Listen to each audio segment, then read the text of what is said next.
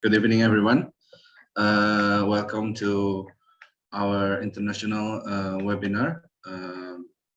First, I would like to welcome Dr. Ganjar and Dr. Masmira.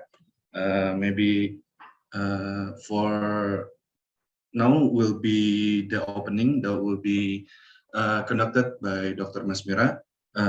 For Dr. Masirma, the stage is yours. Thank you, Satrio. Good evening, everyone. Good evening, students and our honorable informants, from your assignments, class assignments.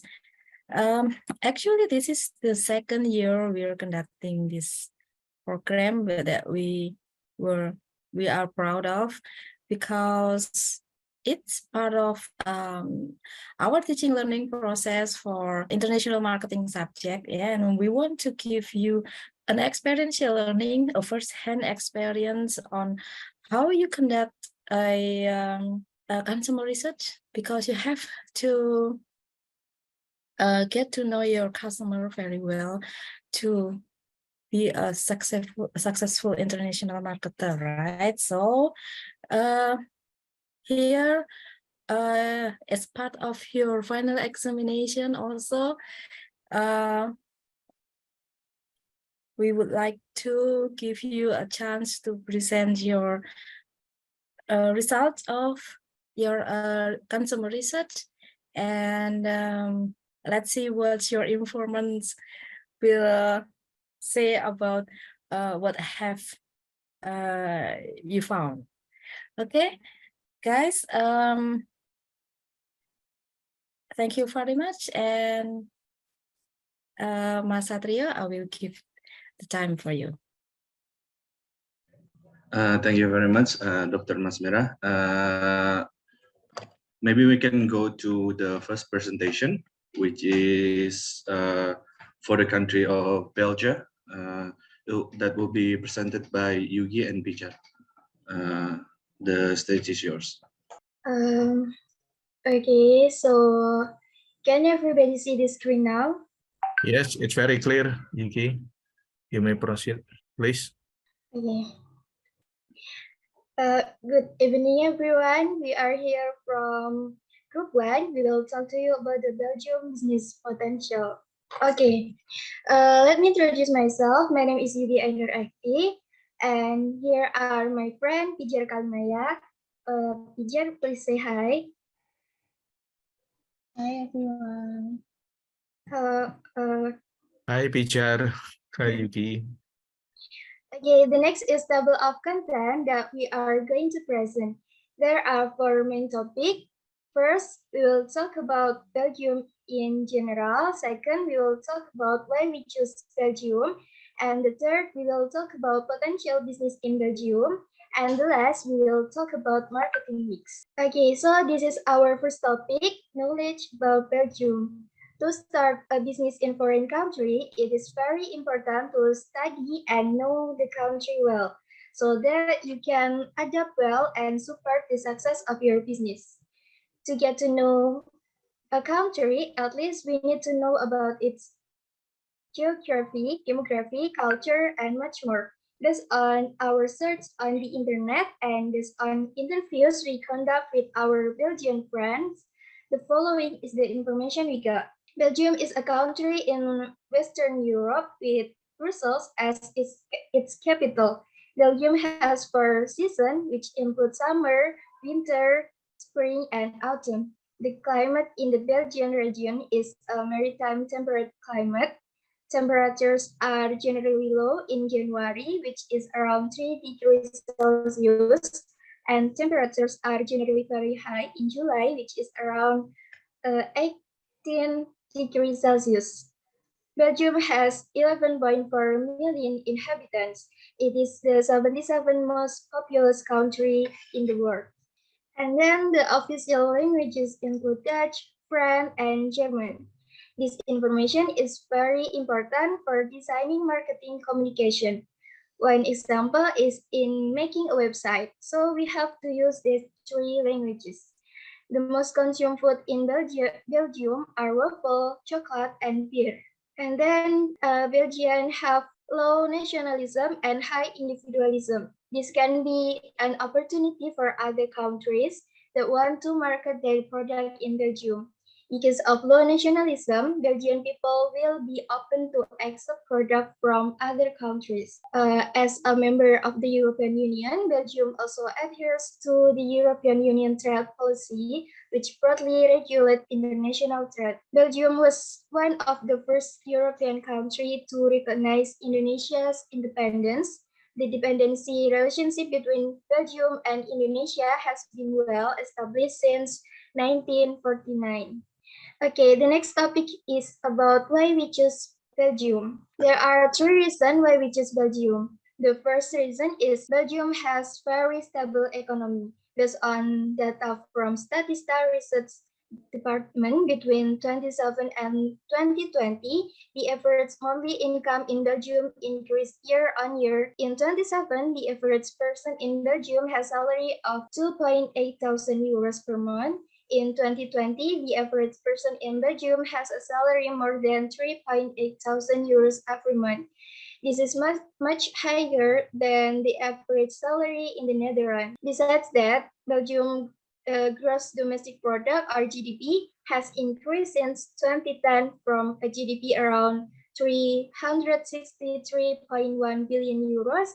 In 2010, GDP of around 552.4 billion euros in 2022.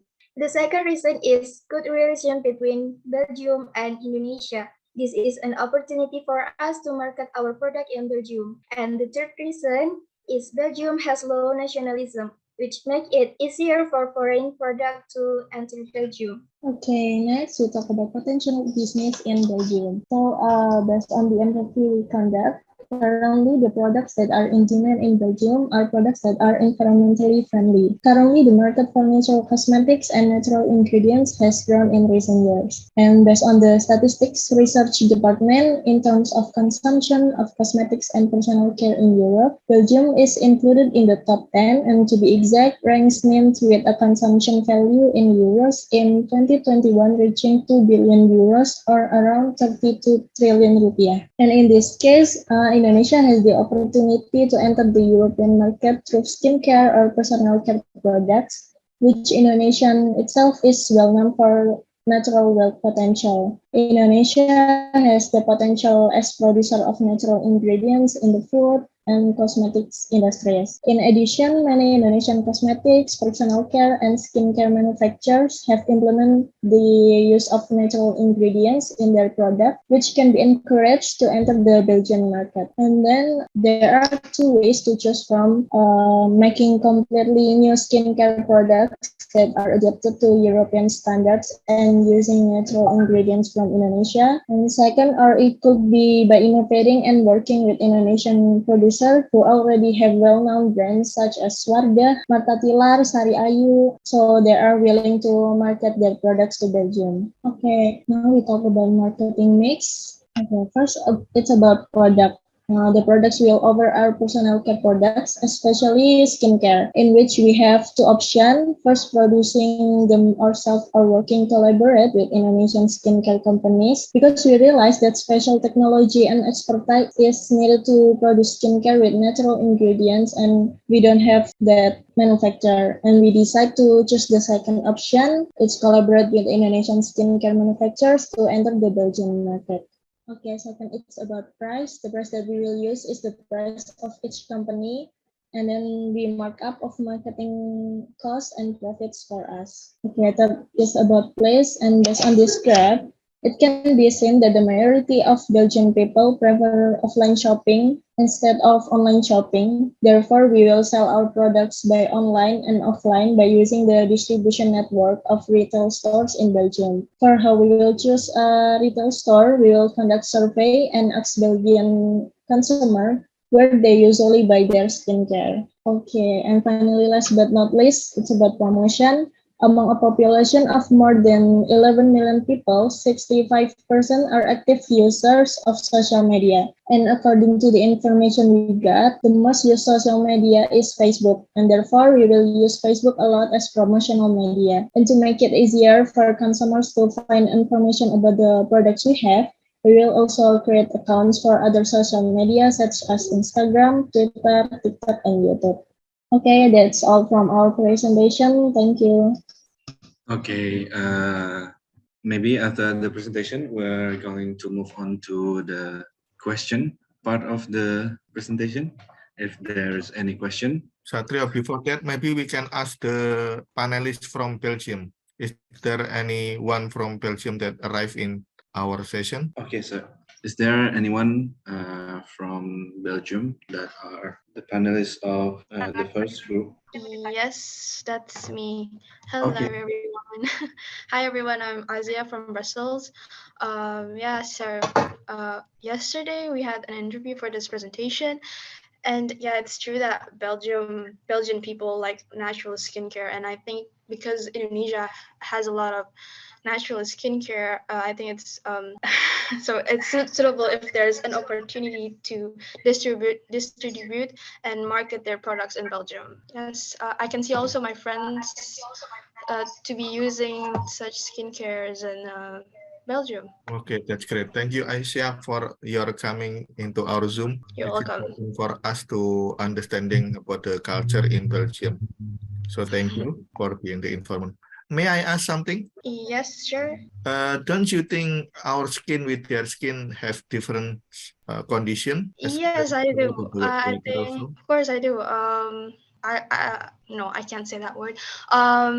Belgians or Europeans, they have drier skin and they're not very, they're not used to the sun, the heat.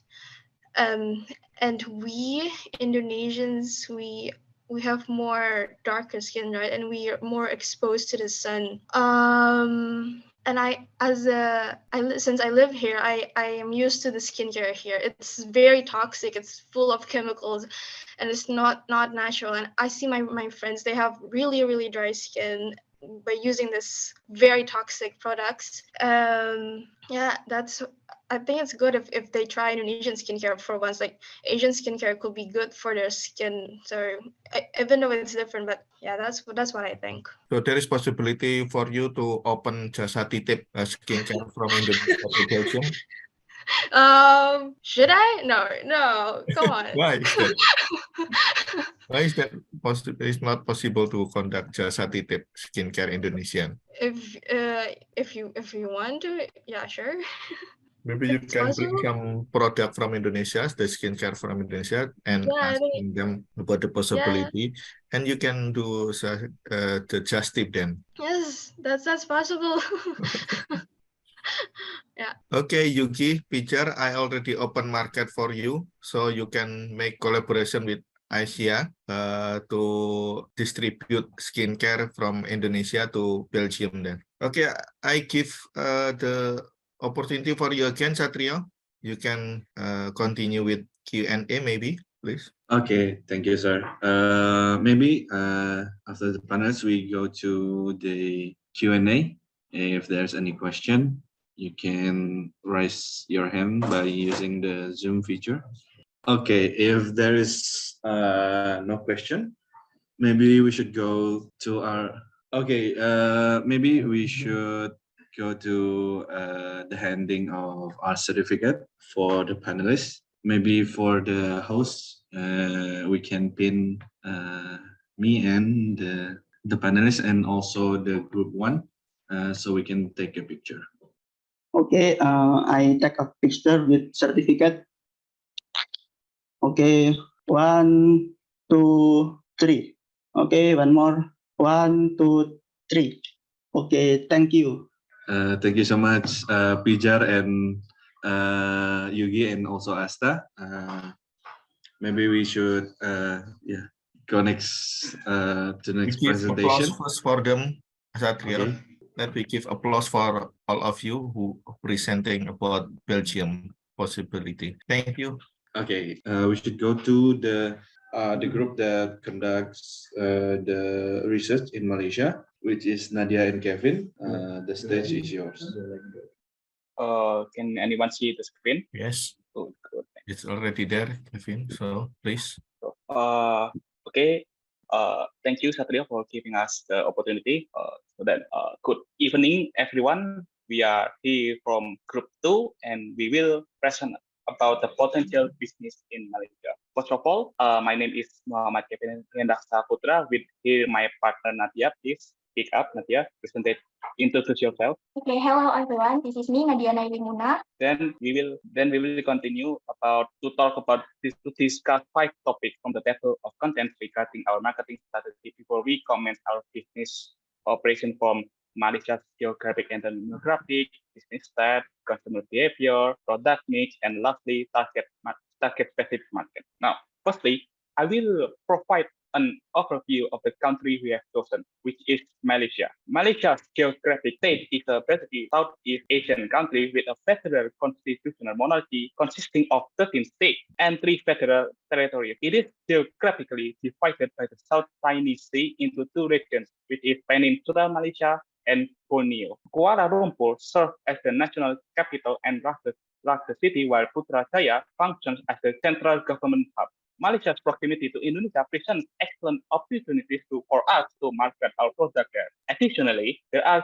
cultural similarities that make it easier for us to penetrate their market. This raises the question, of course, why have we chosen Malaysia as our expansion destination?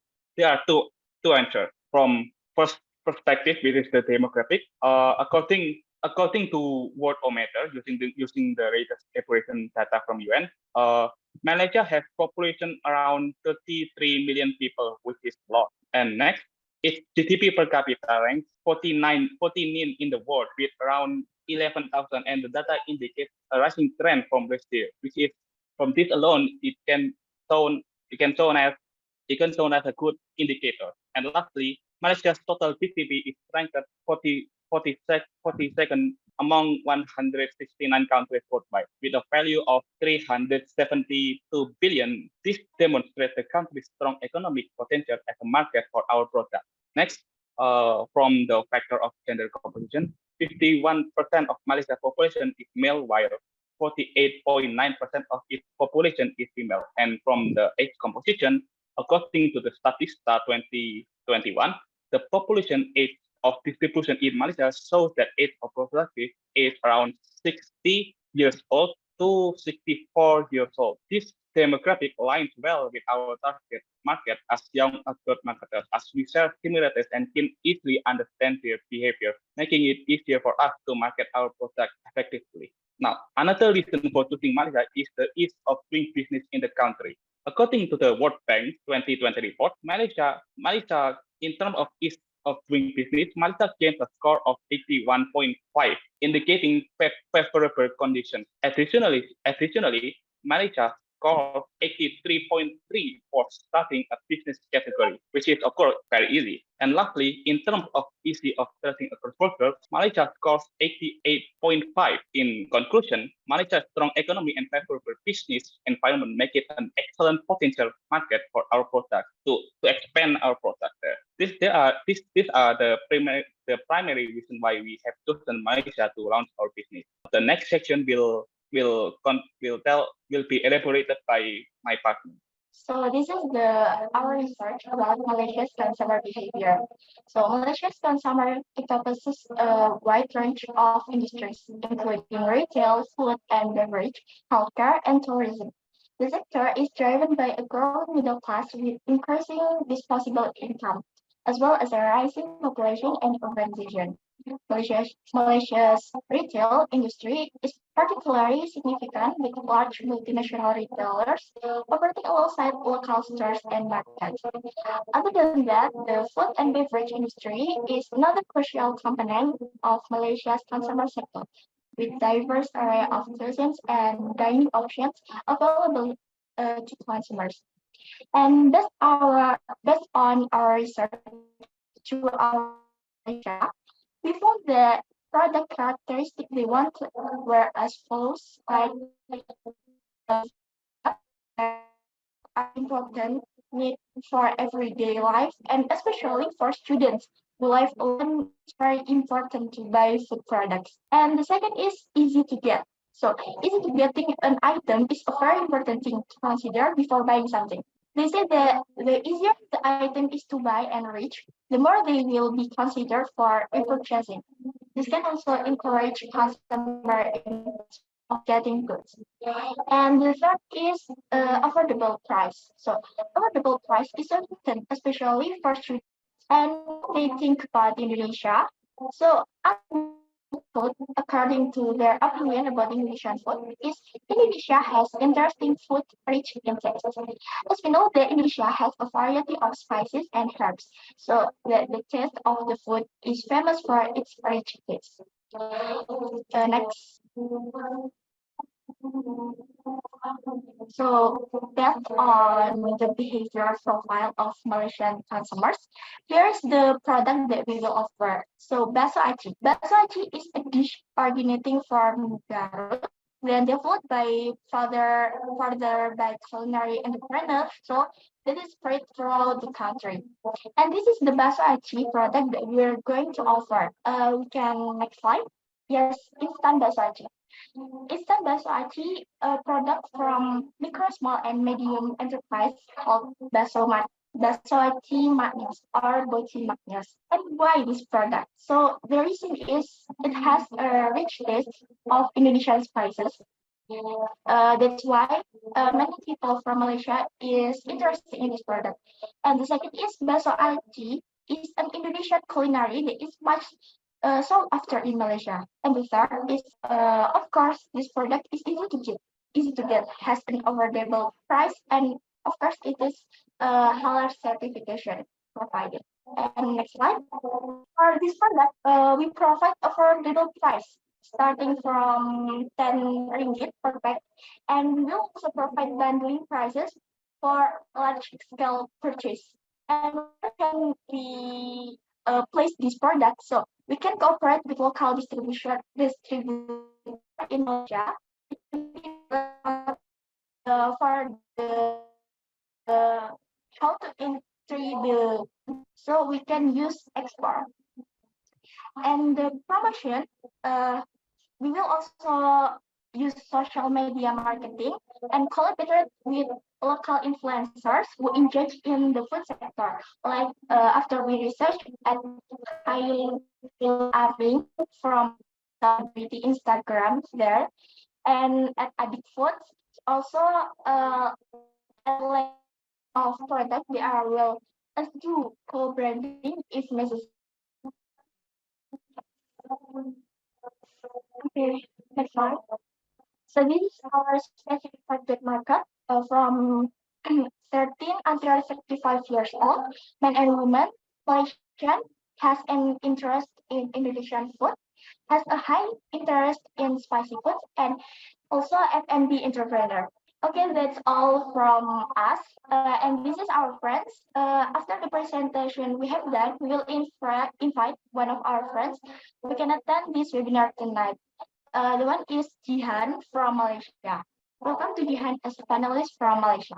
So after that, I will give it to Satrio as Master of Ceremony to lead the discussion. Okay, thank you very much, Kevin and Nadia. Maybe we can invite our panelists from Malaysia to get their perspective or of your presentation. Okay, hello. Thank you Hello. for inviting me to this forum, but I think I must apologize because I cannot open my camera as it's not working for now. That's fine. I think I found something interesting in what you discussed about food, where Indonesian and Malaysian food share similarities due to their geographical proximity and historical connections. However, there are some distinct differences between the two cuisines. I agree with what you guys said, that Indonesian food is rich in taste, and that's an interesting thing for us as people living in Malaysia. One thing I want to ask is, what makes bakso aci an interesting and popular food in Indonesia? Yeah. Why you suggest bakso aci, Nadia, Kevin? Okay.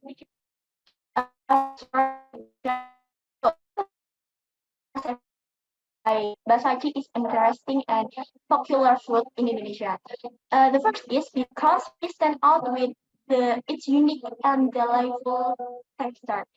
It is made by combining ground meat and tapioca flour, resulting in a chewy and bunchy texture that Indonesia find enjoyable to eat. And also, bakso aci offers a wide range of flavor variation. The meat mixture can various ingredients such as garlic, shallots, herbs, and spices, creating different taste profiles. Why you are not offering seblak or siomay batagor from Bandung also from the West Java?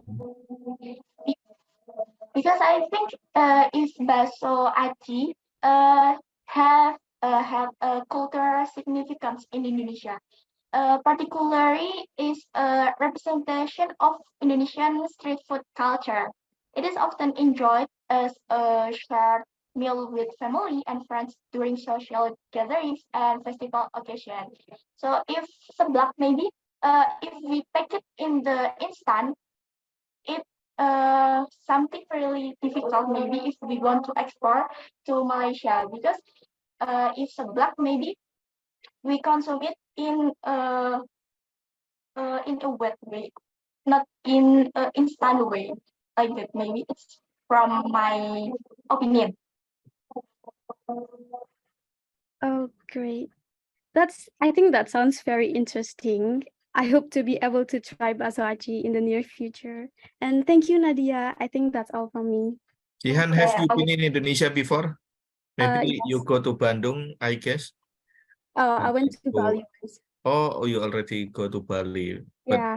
maybe you can try to go to Bandung in East Java. There is so much kind of food like bakso aci, seblak, and so on. Oh, So maybe you can try. Is it fit with your taste or not? okay, I will try sometimes. Okay. Okay, thank you. Thank you. Kevin, Nadia, Jihan. Okay, thank you very much for Jihan and also the presenter. After this, we go to the Q&A session of the Malaysian presenter. If there is any question, just use the raise hand feature in the Zoom. Kevin, Nadia, if there is an order for bakso aci, are you ready to export the bakso aci to people outside of Indonesia? Are you ready to make some export activities? Maybe we will we have research a little bit research about how to export, like about the letter of condition, about how to make a payment, something like that. After this, maybe if it's like this seriously, maybe we will consider it to export. Maybe you could send one sample to Jihan first, so Jihan can be the endorser for your product and she can be the brand ambassador for bakso aci. Okay, is there any more question? Okay, if there's no more question, thank you very much, Kevin and Nadia. We will go to the next presentation, which is going to be Bilgis and Faisal with the research that comes from the country Italy. For Bilgis and Faisal, the stage is yours. Okay, I'm sorry. Wait a minute. I forgot to give the certificate for our Malaysian friends. Maybe we can go to Pin again, Nadia and Kevin, and also our friend from Malaysia, and take a picture with a certificate. Okay, ready text picture with certificate. Thank you, Jihan. Assalamualaikum warahmatullahi wabarakatuh. Good evening, everyone. or good day to our panelists who are in a different time zone. For this session, we'll be presenting our consumer research and potential business idea for Italy. First off, here's our group member. First of all, there's me, myself, Ahmad Faisal, and my friend and group mate, Yogis. Now, we will be starting this presentation with a brief review about Italy. So, Yogis, you can go ahead. Okay, first let me tell a little bit about Italy. Italy is a country in southern Europe, which is famous for its rich history and deep culture. This country has a long history and was once a center of world power in past. Located in the middle of the Mediterranean Sea, nature and landscape in Italy are beautiful and varied, from beautiful beaches to high mountains. Italy is also known as one of the places where historical buildings are stored, such as famous Colosseum, Tower of Pisa, and Venice, which are popular tourist destination for tourists from all over the world. Apart from that, Italy is also for its delicious cuisine and culinary delights, such as pizza, pasta, and gelato. This country is considered a very pleasant country to explore because of its natural beauty and great cultural heritage. Next, Italy's demographic. First, gender composition. As of January 2023, 58.9 million people live in Italy. About 29 million individuals were females and 30 million people were female. Next, age composition. In 2021, about 12.65% of the population in Italy fell into the 0 until 14-year category, 63.67% into the 15 until 64 age group, and 23.68% were over 65 years of age. Next. Now, we started our consumer research with first searching for what do people in Italy want? What are people buying in Italy? And we found this data, most popular online shopping categories among digital customers in Italy in 2018. And as you can see, the highest categories are trips, books and music, and clothing. Now, this data itself, we find is not enough to decide what product do we want to promote or market there. So we also did some online questionnaire with some people from and living in Italy. And based on the answers on the questionnaire, we found that first, people in Italy has a general interest in fashion. One of our panelists even pointed out that Italy is one of the leading countries in the world in terms of fashion. And then second one, preference to online shopping. We found a common answer in our panelists saying they prefer to shop online. And we also find that according to our panelists that their friends, colleagues, and people around them hold quite a strong influence over their product choices. And we also found that they use social media as a source of product information. Now, based on the data we found, and also our panelists' answers to our questionnaires, we chose to enter the fashion market.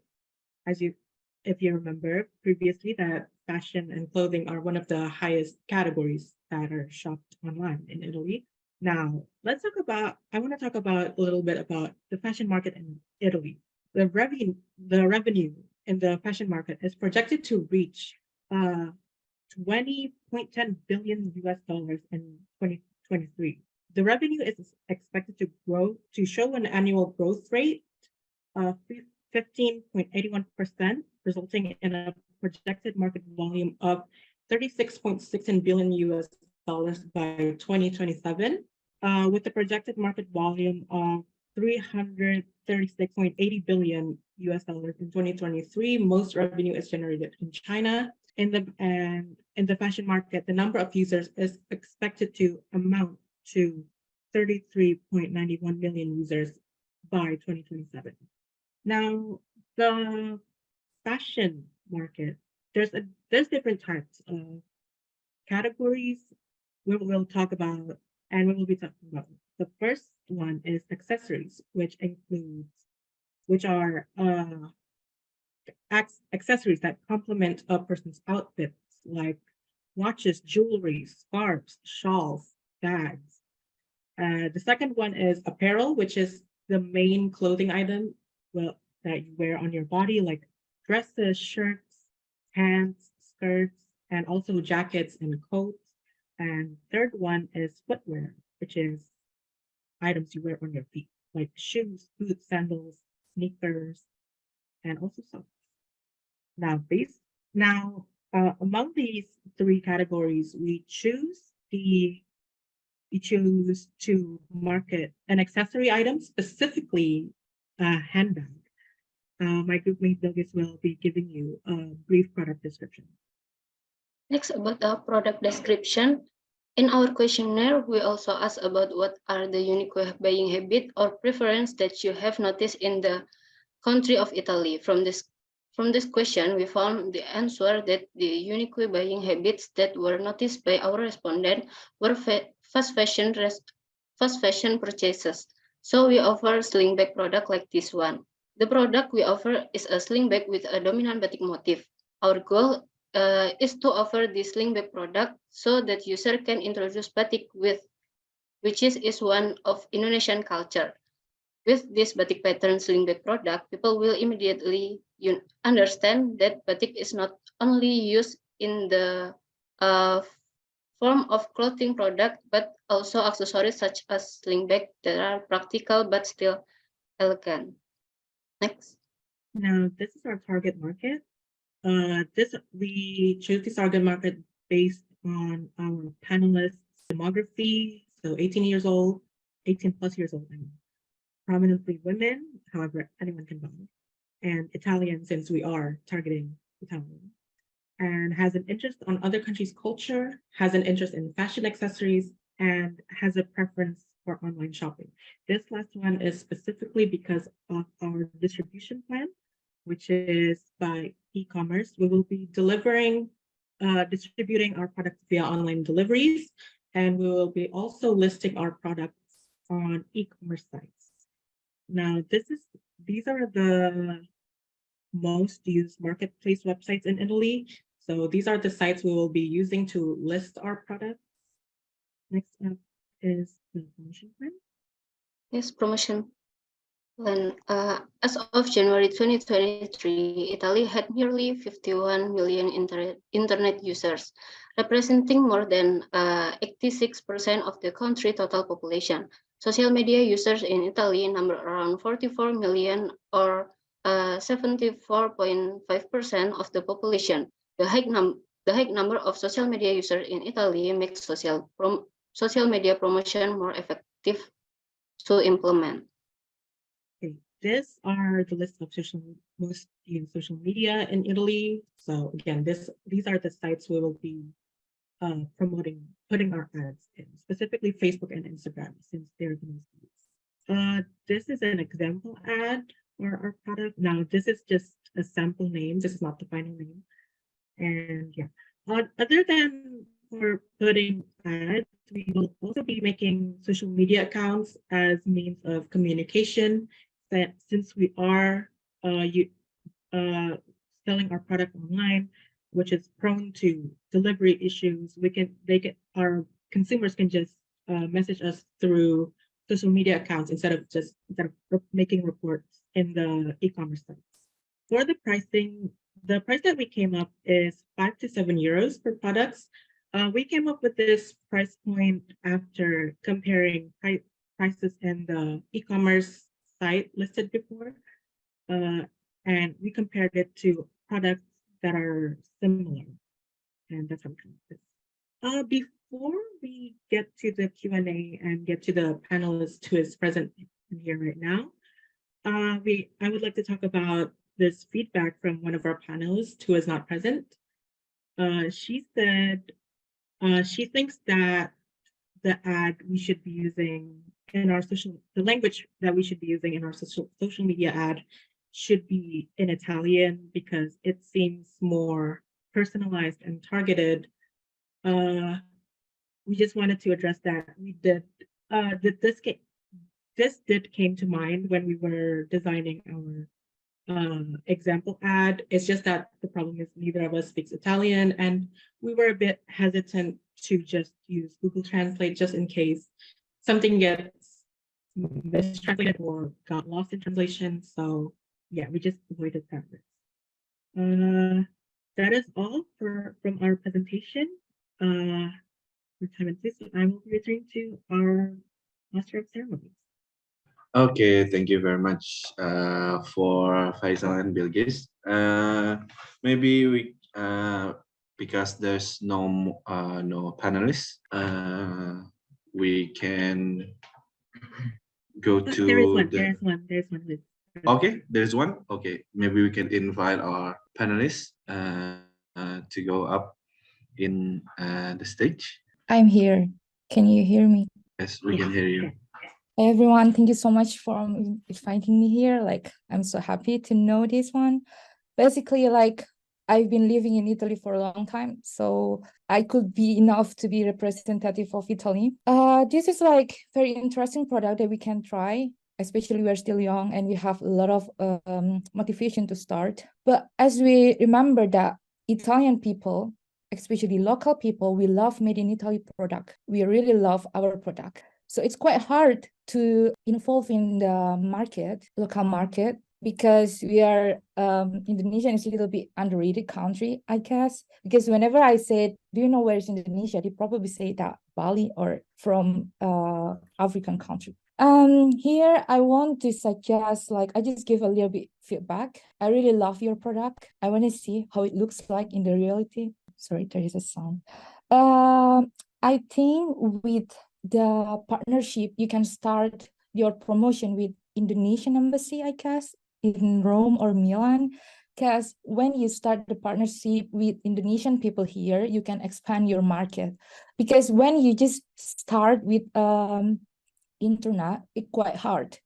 You have to start to tell what is Indonesia and where is this country, what batik is, why we have to choose your product. It's really important because I guess young people in here don't know what is batik. And this is like good opportunity to start promoting Indonesian culture. Also about language barrier, I want to ask you one question. Is it your website provide English language or with Italian? We plan to use Italian, and especially because of the feedback earlier. Okay, this is important because most of them Italian people, we don't speak English well. It's really hard to speak English in here. They will just like curse you, like why you live here if you don't speak Italian. So this is like important if you put like Italian language in your product. I mean your product description. It will be like gain more customer. Okay, just it. Thank you so much. Thank you so much, Apta. Thank you so much. Apta, so if I'm not mistaken, can I summarize that the people in Italian is very high nationalism? Is that yes, so? Yeah. Yes. So they love their country, they love their product, and they love their language. Yes, we really love our language. We don't like foreign brand, but we can give this product in Italy market. Okay. Have you ever used a batik motif in Italy, and what are the response about something that you're wearing? Basically, I never wear batik in my life. I mean, I grew up in Indonesia and then I moved here and my family here. So it's quite hard to find batik. It's really expensive. It could be like 3 million rupiahs, I think. I don't know, because I paid like 100 euros here, just one batik with low quality. So it's really not worth it. But when Bilkis say that it costs like 7 euros for one bag, it's not worth it. You can make it like 20 euros for your bag. So the lower price mean that they having perception that it must be lower quality, right? Yeah, exactly. Yes. I forgot to sorry. Yeah, I think you have to make a little bit higher because it's like made in Indonesia. It's purely original from Indonesia. People like, wow, it's from another country. We could try. And I think they give appreciation also for handmade product, right? So they love something that handmade. that it giving the human effort on it, not just machine activities, right? Yes, it's like Fendi because we made it by hands. Fendi could like worth it 2,000 euros because it handmade. Okay, thank you, Apta, for your information. It's important for our presenter to optimize their thoughts about the possibility to conduct business in Italy. Thank you. I like it one. Okay, maybe before Apta go, we can take a picture with the certificate for the panelists. Okay, I will take picture with a certificate. Ready? 1, 2, 3. One more. 1, 2, 3. Okay, thank you very much. Thank you also. Bye. Okay. Thank you very much, Bilkis and Faisal. Maybe we can go to our next presentation. It will be Alessandro for the country of Australia. For Alessandro, the stage is yours. Okay, so I'm just gonna start now. So good evening, everyone. Today I'm gonna talk about the potential business idea that I have for Australia.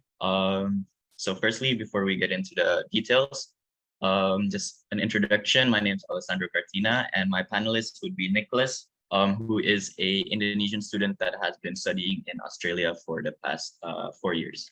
So moving on to our table of contents. So we're going to talk about the demography of Australia, the geography, also the consumer behavior, and also the product idea that I have, and its target market, and lastly, the market mix. So firstly, we're going to talk a little bit about the country so we can gain a little bit more knowledge about Australia. So the demographic in Australia, so this data is taken from 2022.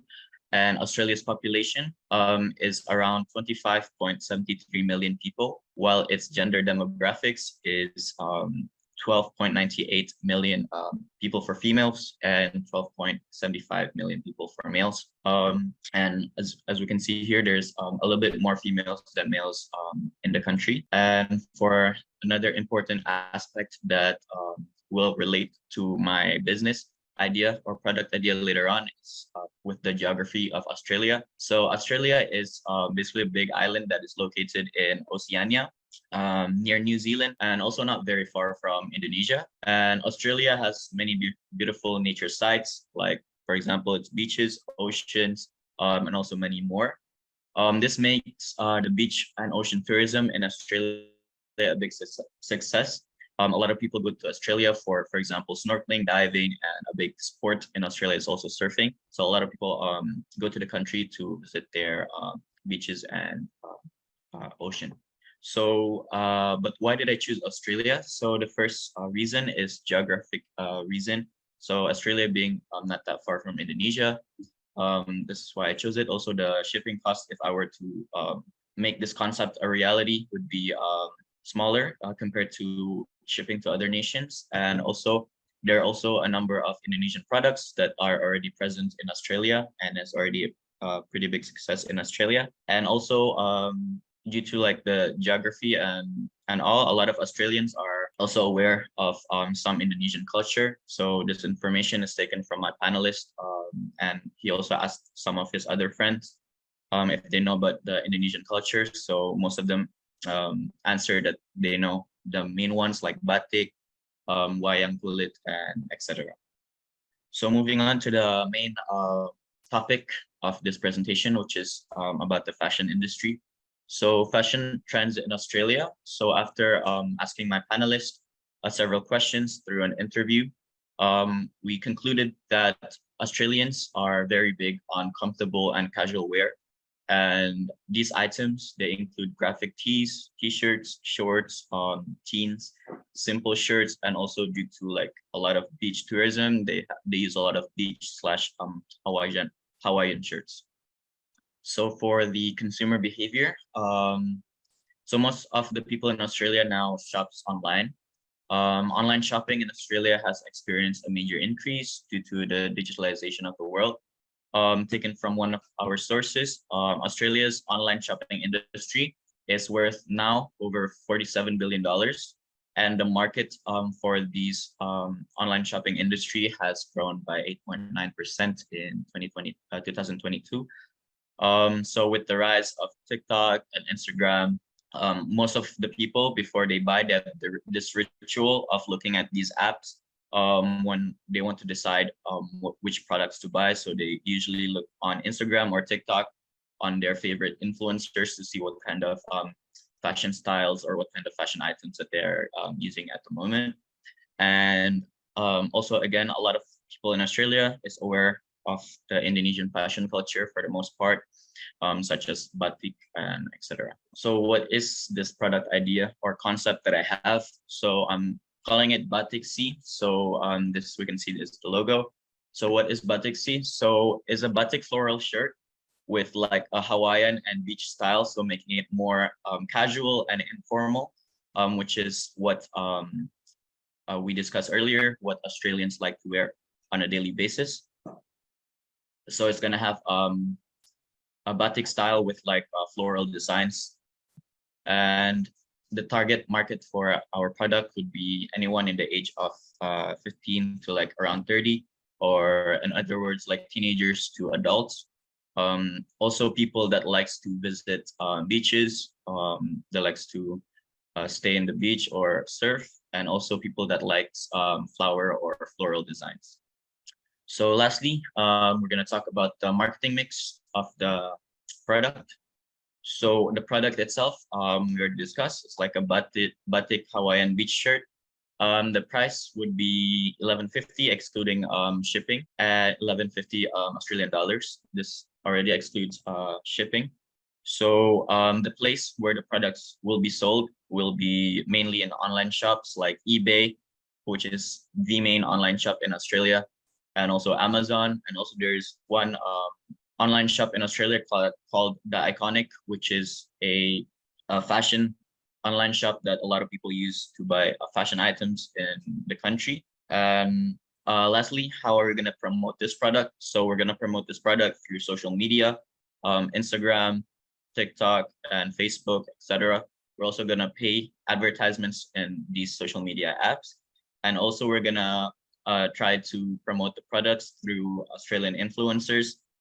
We have like a few names in mind. The first one is like, it's called an influencer, a fashion influencer in Australia called Jackie Alexander, who has 240K followers on her Instagram, and she's famous for her outfits and etc. And then we have Colin Bold, who actually has like a fashion page in Australia, which we can pay to have our posts or products be shared and posted by them also. And his page has around 112K. Or sorry, I think that was my internet. Let me share screen again.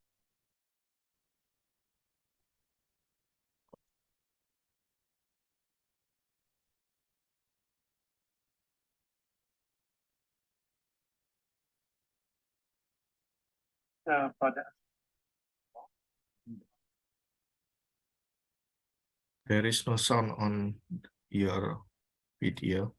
Okay, sir, 1 second. Okay, so I will share the sound now. It should work.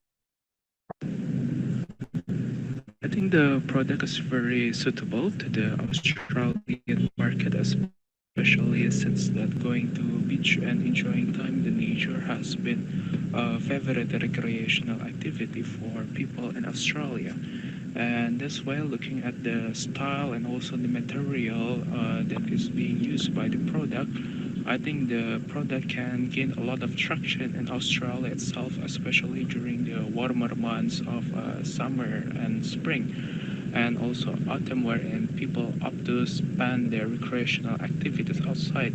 In terms of the pattern and also the aesthetic value itself, it's really suitable with the style of clothing that is favored by Australian, because we do really like a more casual and laid back type of clothing, and that has been exemplified by this product, which is why in my opinion this product can have a very favorable sales performance in Australia itself. Okay, that is all from my presentation and my panelist comments.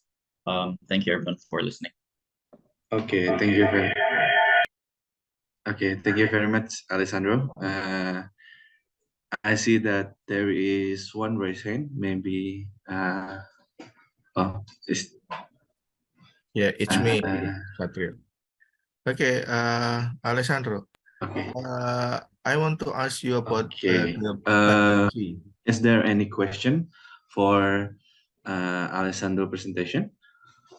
Yes, it's me, Satrio. Hello, can you hear my voice? Can you hear me out? Hello, Alessandro, Satrio, can you hear me? Hello, Okay, test. if there are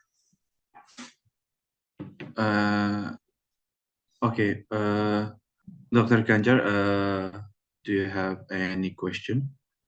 Can you hear me, Satrio? Alessandro, can you hear my voice? Excuse me, I want to interrupt. Satrio said Dr. Ganjar's voice isn't heard yet from him. Can you hear me? Yes, we can hear you. Yes. Okay. Thank you, because I think there is problem with my audio because there is no response from Satrio. Okay, Alessandro, your idea about Batiksi, is it already exist or is it still only your mind? No, sir, it's solely a concept as of right now. Oh, that's still under development. So you have thoughts to develop batik with the motif of floral things. Yeah, hopefully. Okay, so have you already found the supplier for that? As of right now, not yet. Okay, so I guess it's a good idea that you can develop your idea, but the important thing is you found the pengrajin that can be the supplier for your idea, that can develop your idea. So I think your informant already give a good response for it. And I think the marketing is very easy also to marketing your product in the area of Bali Beach, right? Yeah. Okay. You may develop that for your future business then. Good luck, Alessandro. All right. Thank you, sir. Yeah, thank you, Satrio. Thank you all. Okay, thank you for the question and the presentation, Alessandro and Dr. Ganjar. Is there any more question? Okay, if there is no more question, we can go to our next presentation. That would be Matthew with the country, the Netherlands. For Matthew, the stage is yours. Okay, so now I'm going to start the presentation. So thank you for Satrio, and also good evening all of the participants. So today I'm going to presenting about the marketing activities and also the product idea for the Netherlands. And so let's get started. And first, I'm going to introduce myself. My name is Metis Prasensutiono for this section as a presenter, and also Chanli for the panelists from Netherlands. And for the title of content for this presentation, it starts from the demography. So in demography, I'm going to start to talking about the demographic condition of the Netherlands. And after that, I'm going to continue again with the consumer behavior, which is the trend in health food product in Netherlands. And after that, I'm going to start to giving the product idea and also the specific target market. In the specific target market, I'm going to talking about the specific behavior from the target market that I'm choosing. And for the last one is the marketing mix, which is I'm using the 4P strategy, which is the product, price, place, and last one is promotion. And now let's talk about the demography of Netherlands. So if we are talking about the Netherlands, the population is around approximately 17.5 millions. And this information is found in the 2022. And the official language of the Netherlands is Dutch. And lastly, the gross domestic product of the Netherlands is 1.01 trillion in US dollar. And as we can see from the chart about information of population by age group in percentage, the highest one in the age group is from the age of 40 until 64, and the second one is from the younger generation, which is the 20 until 39 years old. And now we are going to talk about the healthy food trends in Netherlands. And if we are talking about the trends in Netherlands, it's going to be connected with the consumer behavior. And the first one of the consumer behavior of the healthy food product in Netherlands itself is the Dutch eat more vegetable products such as fruit and vegetables. Other than that, it's unsalted nuts, and also they are less consuming the red and processed meat. And other than that, they are also drink fewer sugary drinks. And the second one is non-alcoholic beverage, cereal product, dairy products, and substitutes, and fats and oil are eaten or drunk almost daily. And the third one is the proportion of vegetable protein of total protein is 43%. And in the future, it's going to be much more higher, which is the 60%. And for the last one, as from the survey by the DNFCS in 2019 until 2021, shows that the Dutch people from age 7 until 69 eat more vegetables per day. And now I'm going to show you the product idea that I'm choosing for the Netherlands market. And the one of the main idea for my product is the tempeh. So if we talk about the nutrition in tempeh, there are many ingredients that are nutrition in tempeh. For example, like vitamin B2, vitamin B12, niacin, pantothenic acid, and also the proteins. And also there's an analysis about the nutrition in tempeh shows that niacin content of 1.13 milligrams by 100 grams of tempeh eaten by weight. So this is going to be really healthy for the many people. And my product idea is keripik tempeh. So for those who didn't know keripik, so keripik itself is chips. So tempeh chips is the traditional food made by tempeh, and unlike by the other chips in general, which is mostly made by cassava or potatoes, tempeh chips are made by soybean, so they have a very distinctive taste. And now let's talk about the specific target market for this product. So for the specific target market itself is for the people aged by 7 until 69 who care about health. And if we are focusing on the age group itself, by the group age is the 7 until 69 with the survey from the DNFCS, as I mentioned before, there are many Dutch people who are eat vegetables on that age. And for the second one is this concern with health. So for the fun fact itself, the Netherlands ranked 8th healthiest country in the world. And for the last one is for the vegetarian and vegan people. So there are 2% are vegetarian people in the Netherlands, and on that 2%, there are 0.4 people who are avoid animal product altogether or vegans. And now we are going to talk about the marketing mix for this product. So this is the marketing mix. So the brand itself, I choosing tempeh, and the main ingredients of the product itself is tempeh, canola oil, salt, and etc. And this is the logo of my product. And for the price itself, for the product with size 100 grams is 5.50 euros. And this price is include tax and all of the other things. And for the place itself, they are offline and also online. So for the offline store itself, I'm going to choosing Asian market and also supermarket. And for the second one, in the online store, I'm going to choosing the official website with tempeh. And the second one is social media using the direct message. And for the promotion itself, I'm going to using the social media and more specifically on Instagram and TikTok. And the second one is paid advertisement using the Instagram ads, TikTok ads, and etc. And for the last one is via trade exhibition. And there's also trade exhibition in the Netherlands. It's called Free From Food. And this is the trade exhibition that are focusing on the vegan product. So that's the end of my presentation, and really sorry if there's any mistaken, and thank you for listening. Okay, thank you very much, Matthew, for your presentation. We can go to our panelists. Yes. Chanley, maybe you have any comments on Matthew's presentation? Yeah, I like the idea of the tempeh chips. In the Netherlands, we are familiar with tempeh. We put it in salads, but we don't know this form of chips yet. And I think it will be popular among the adolescents because they are really into power foods and healthy foods. So I think that the healthy chips would be really good. I have some advice. Maybe the marketing, you could contact certain university students around Amsterdam or Rotterdam, because those university students are really the ones that bring like hype to a product or bring it into the Dutch culture.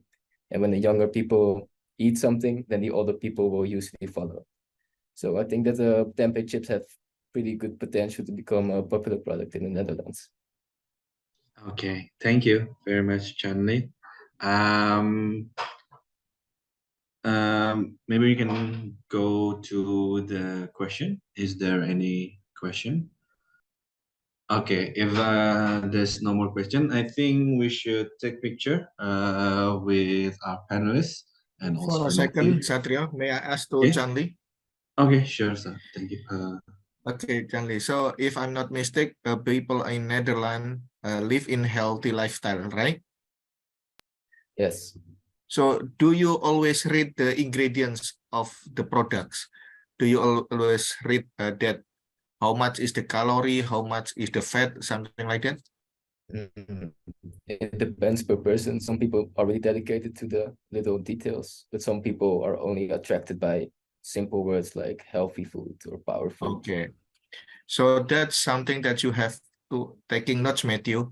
That there should be some logo. This is healthy food from Indonesia, because it's important. And for the ingredients, I think you should note that this is vegetarian. The composition is very vegetarian things. That maybe there will be information about how much is the calorie and the fat and so on, because the healthy food is very important for them. Okay, thank you very much, Chanli, for being with us today. What time is it in Netherlands? I'm still in Surabaya right now. I'm on an exchange over here. Oh, you are in Surabaya. Yeah. Okay. So you already trying a tempeh snack? Did Matthew already give you the sample for tempeh snack? I haven't eaten the tempeh snack yet. I have Oh, tried. so it's your mistake, Matthew. Give him tempeh then. Okay, thank you, Chanli. Thank you, Matthew. Yes. Okay, thank you, Dr. Ganjar, for the question. Maybe any more question for Matthew in his presentation? Okay, maybe we can go to take photos with our panelists and Matthew for the certificate. Okay, can we take the picture?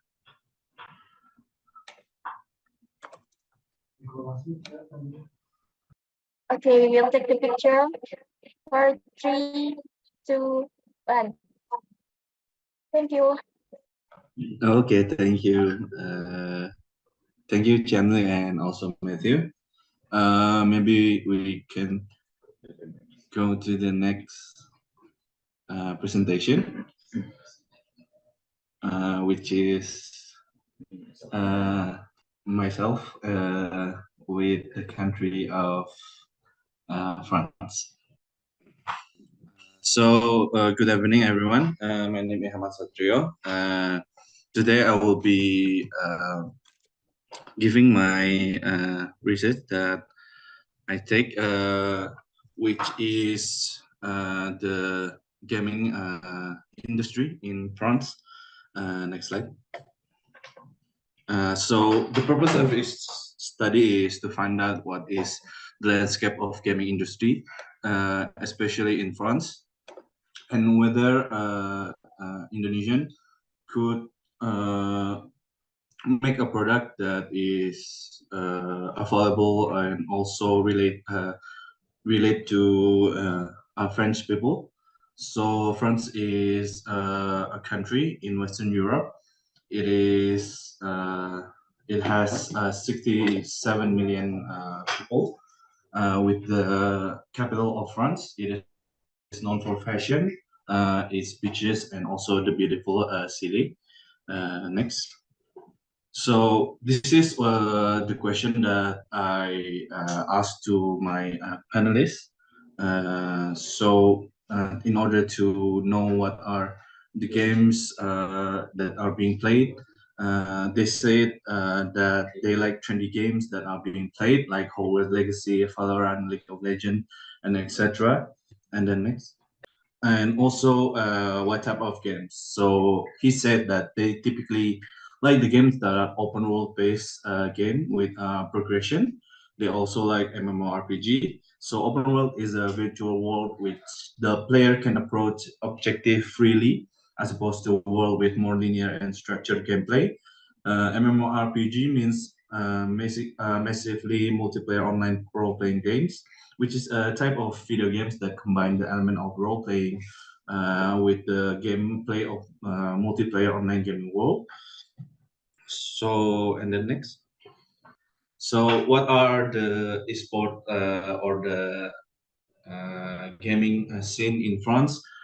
So talking about online gaming is one of the reason that is huge is in France is because of its esports scene. So the esport scene in Europe is bigger than anywhere else in Europe.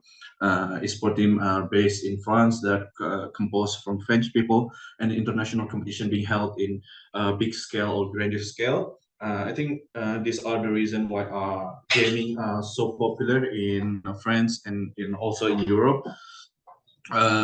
They have millions and millions of people that are playing the games, and the reason is next is also that they are making a lot of the games that are being played in the world right now. There are major game studios that are based in France. There's a lot of head developer that has come from France and work in other big games company. The first is Ubisoft, which is located in Paris and founded in 1986. If you play any games at all, it's probably from Ubisoft. You actually will know Ubisoft. And there's also Quantic Dreams, founded in 1997 from the Cage and Guillaume in Paris, and Arkane Studios, which are the newer game developer with a very unique style, and then also .NET, which is more recent than any other of the three, which was founded in by Herb Bonin, actually, and Alain Damasio and Oscar Gilbert and Jean-Maxime Maurice. It is located in Paris and mainly a composer of video games veteran who has previously worked for other big companies. Next. So this is the product that has come to my mind. Previously in Indonesia is big for and also known for horror games. It's very big because there are a lot of horror stories that are in Indonesia. I think, but I think that Indonesia has a lot more to offer other than video games, other than horror game. Sorry. It's also become something that is attached to Indonesia, being a horror games producer, and I think there are also big names that been done, like Man of Medan, with that is been released by a couple of big producer. But I think I would like to introduce a new game. I think like an adventure game. And next, my idea would be an adventure game that revolves around the mystery, a treasure that was buried in ancient kingdom, Indonesia. It has what may be called a Lost Legacy. It's a working title. I think with Indonesia have a lot of kingdoms in the past. I think with this story we can go anywhere and especially in France they're like open world games. I think this could like give them something that they can relate to or they can play and that they like also. And then next. So the price of the games based on the research should be around 499 or 799 thousand rupiah, which many of the games right now is currently priced at. In the next. And then the place itself, I think we should go with the major marketplace in games right now, which are Steam and Epic Games. These are a digital marketplace that is available to put all your games. You can put your games in this marketplace, and also maybe we could go directly to Europe or France to go to make a hard copy of the game itself. And next.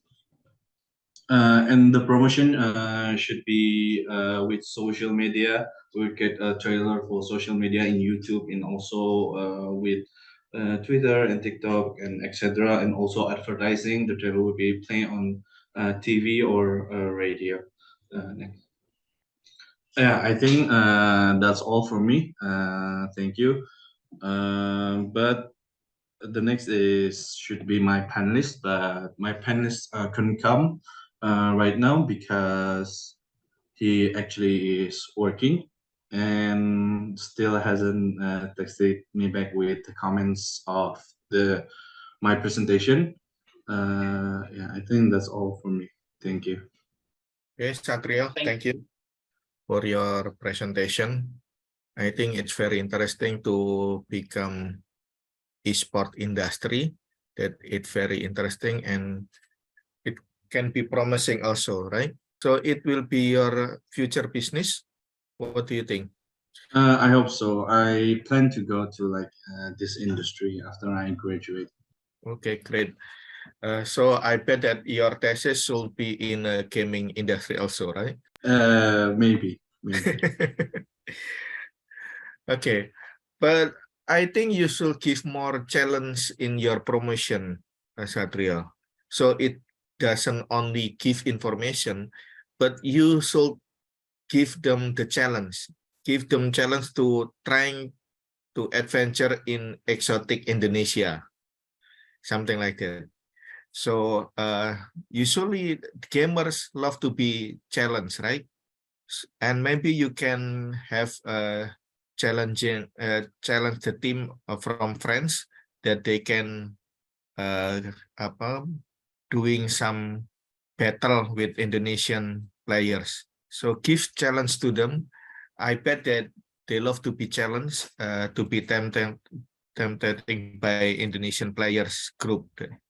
So the promotion should be more aggressively, not only giving information about this game. Give them invitation to following the path or following the instruction. Are they there or not? Something like that. So daring them to following the challenge. I think you should trying to do that for your promotion. So it should be, the price should be maybe more you can give them the sample first or something that free, that they can join freely for the first round, and then for the second or the third round to pay for some prices. So the important thing is they should try the game that you develop. Okay, great, thank you, Satrio. So you can give the time again to the MC, to the Master of Ceremony. Okay, thank you, sir. Okay, so wait a minute. It's time for yourself to be having some photo session.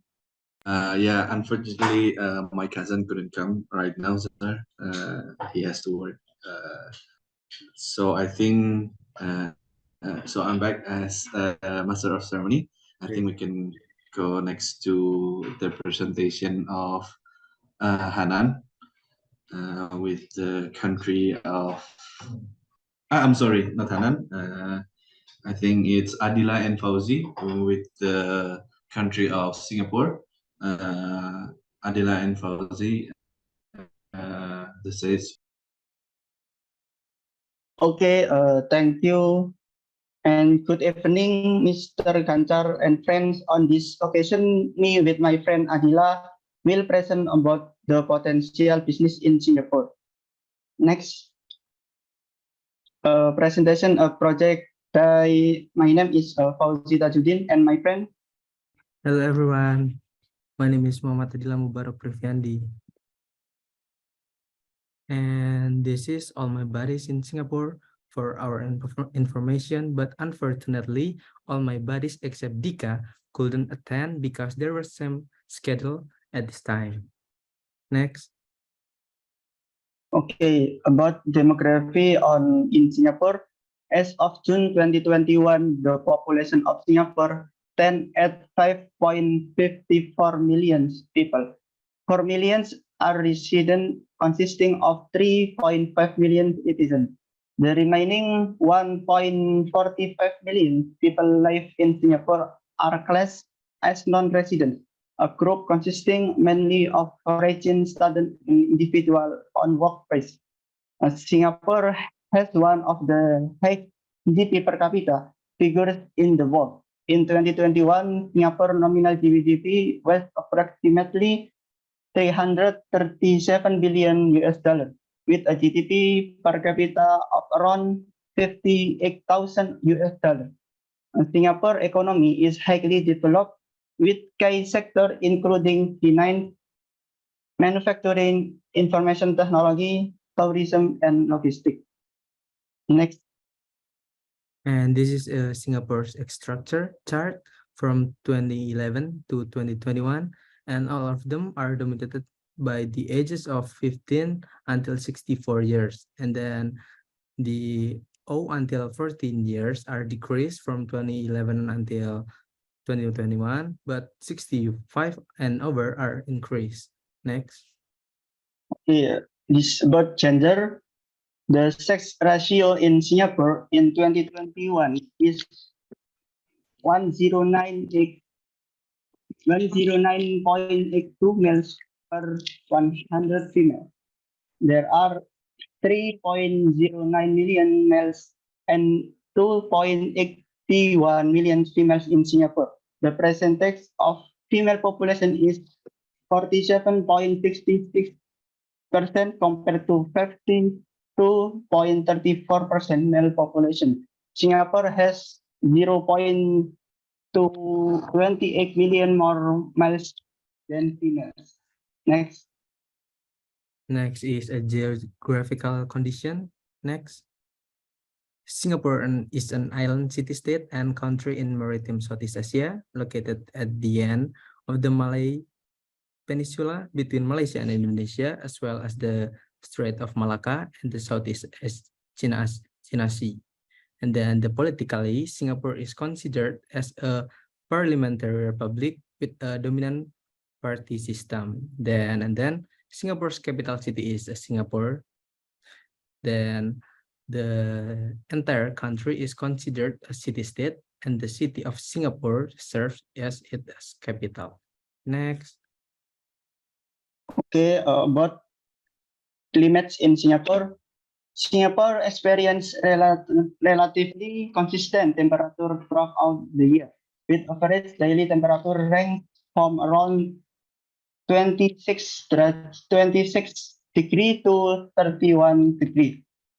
And Singapore has a tropical rainforest climate characterized by high humidity, abundant rainfall, and consistent temperature throughout the year. The climate can be described as hot, humid, and relatively uniform. And because Singapore is a small country, so the weather is not too different. Next. Right now, I will explain the consumer behavior in Singapore. Next. There is two consumer behavior in Singapore. The first one is they don't like to waste time, and the second one is people have a strong food culture. And Singaporeans value efficiency and dislike wasting time due to limited research a competitive environment, cultural expectation, high cost of living, and government politics promoting productivity. And Singaporeans have a strong food culture due to cultural diversity, social bonding over meals, hawker centers and street food, government support, and a willingness to embrace culinary innovation. Next.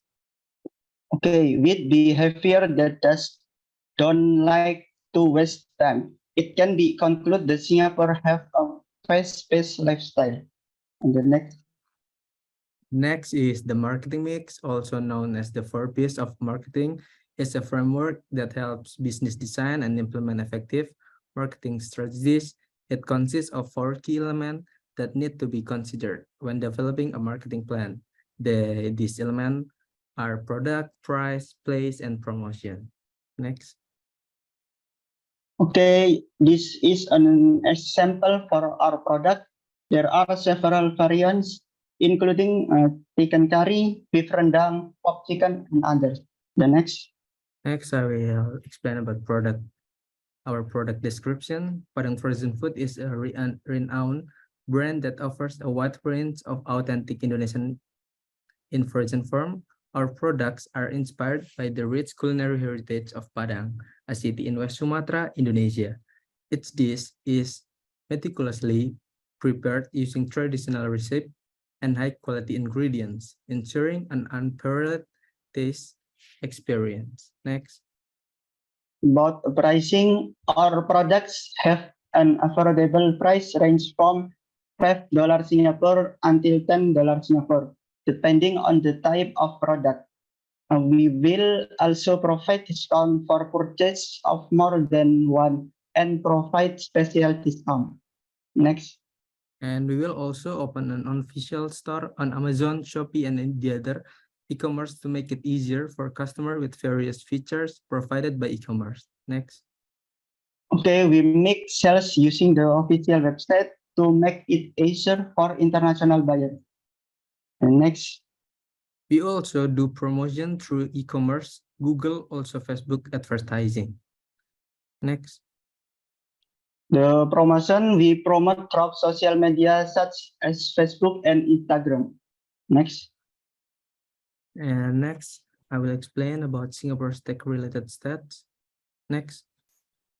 Maybe Kevin can answer screen and share screen again. There is a picture in this slide. Yeah, I will explain about the overview of internet use. It can be seen from the slide that there are 5.81 million internet users in the Singapore area and 96.9% of the Singaporean population. It can be said that almost all Singaporeans know about the internet, and there's no doubt about selling goods through the internet and marketing them. Next. Okay, and then in daily time spent with media, that Singaporeans spend more time on the internet, and in the second position, Singaporeans also like watching TV or streaming like Netflix, Disney Plus, and others. Next. This is the most used social media platform. The social media that is often used by Singaporeans is WhatsApp with a percentage of 83.2%. And secondly, there is Facebook with 76.4%, with so many Facebook users. We will focus on advertising and selling it on the Facebook page. Next. On the demographic of the Meta or Facebook audience in Singapore, 25 until 34 years has ranked 1 with a percentage of 15.2% women and 15.9% men. And the second position is 25 until 45 years. And in the third position is 80 until 24 years. Next. From the marketing mix that we explained earlier, we can determine our target market. Next. Okay. The criteria for our target market are the first food enthusiast, individual who have a passion for exploring and experience different cuisines, including traditional and ethnic dishes. Number two, convenience seekers, basi individual who appreciate convenient meal option that require minimal preparation time. And the three, culinary experiments, individual who enjoy experiment with flavor and trying new food products. The reason are the one authentic flavor present rendang offer an authentic taste experience, capturing the rich and aromatic flavor of the traditional Indonesia and Malaysian dish. Number two, accessibility. Frozen rendang allows individuals outside of South Asia to enjoy this iconic dish, regardless of their geographical location, as it can be easily transported and stored. And number three, convenience. Prepare rendang from scratch can be time-consuming and require several ingredients.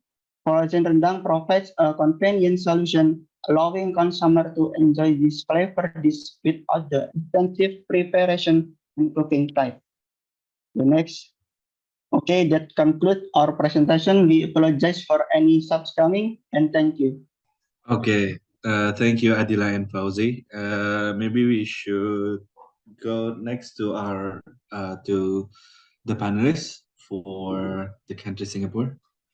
Thank you to the presenter for the informative presentation. I would like to provide some comments regarding the overall presentation. It was well explained and is easy to understand. Additionally, I would like to comment on the frozen Padang food products that you offer in Singapore. It's a great idea because the majority of native Singaporeans like types of perlu spices, just like the products you offer. Therefore, when your products enter the Singapore market, my suggestion is to consistently innovate to ensure that your products remain relevant and experience rapid growth in the market. Also, consider promoting your products through social media and or print media to raise awareness and reach a wide audience. However, overall, from beginning to end, the presented material was excellent. Thank you. Okay, thank you. Maybe we could go next to the question. Is there any question for the presentation for Adila and Fauzi? May I ask to Raihan Satrio? Yes, sir. You can ask. Raihan, have you ever tasted rendang before? Have you Yes. ever eat it Yes. before? Oh. Yes, I eat rendang when I'm come back to Indonesia. Okay, but is there any rumah makan Padang in Singapore? I think people from Padang and Madura have they have a lot expansion to build their restaurant. So is there any restaurant Padang or also maybe a restaurant for sate? Because I think there must be a lot of Indonesian food in Singapore. Yes, here in Singapore, there are so many Indonesian food like rendang, sate, and easily nasi goreng. Yes. So I think the presentation by Adila and Fauzi, it's not so difficult enough to marketing in Singapore, right? Because they already familiar with Indonesian food. Is that so? So actually, you don't have to come back to Indonesia when you want to taste rendang, because I think it's already in Singapore. But how about the rendang in the format of apa ya, frozen food? Is it good for Singapore people to consume rendang in frozen food type? Not in resto, in the type of resto, but in the type of frozen food. What do you think? Is it okay to marketing rendang in the something in the packaging that you can use the microwave to make it ready to eat? Yes, it's a very good idea for bringing nasi Padang, especially rendang, to frozen food, so we can eat when we want to eat. Okay, great. Fauzi, Adila, in Airlangga business community, we have a supplier for rendang in a type of is already packaging. There is already packaging for rendang. So actually, maybe you can try to marketing those rendang in Singapore. So the important thing, how to make some collaboration with retail market, with the store to make it available to their retail market. Okay, thank you, Raihan, for your coming and for your information. You're welcome. Okay. Thank you, Dr. Gencar. Is there any more question? If there is no more question, I think we should go to the photo session for the panelists and the certificate. Okay, we will take the picture from 3, 2, 1. Thank you.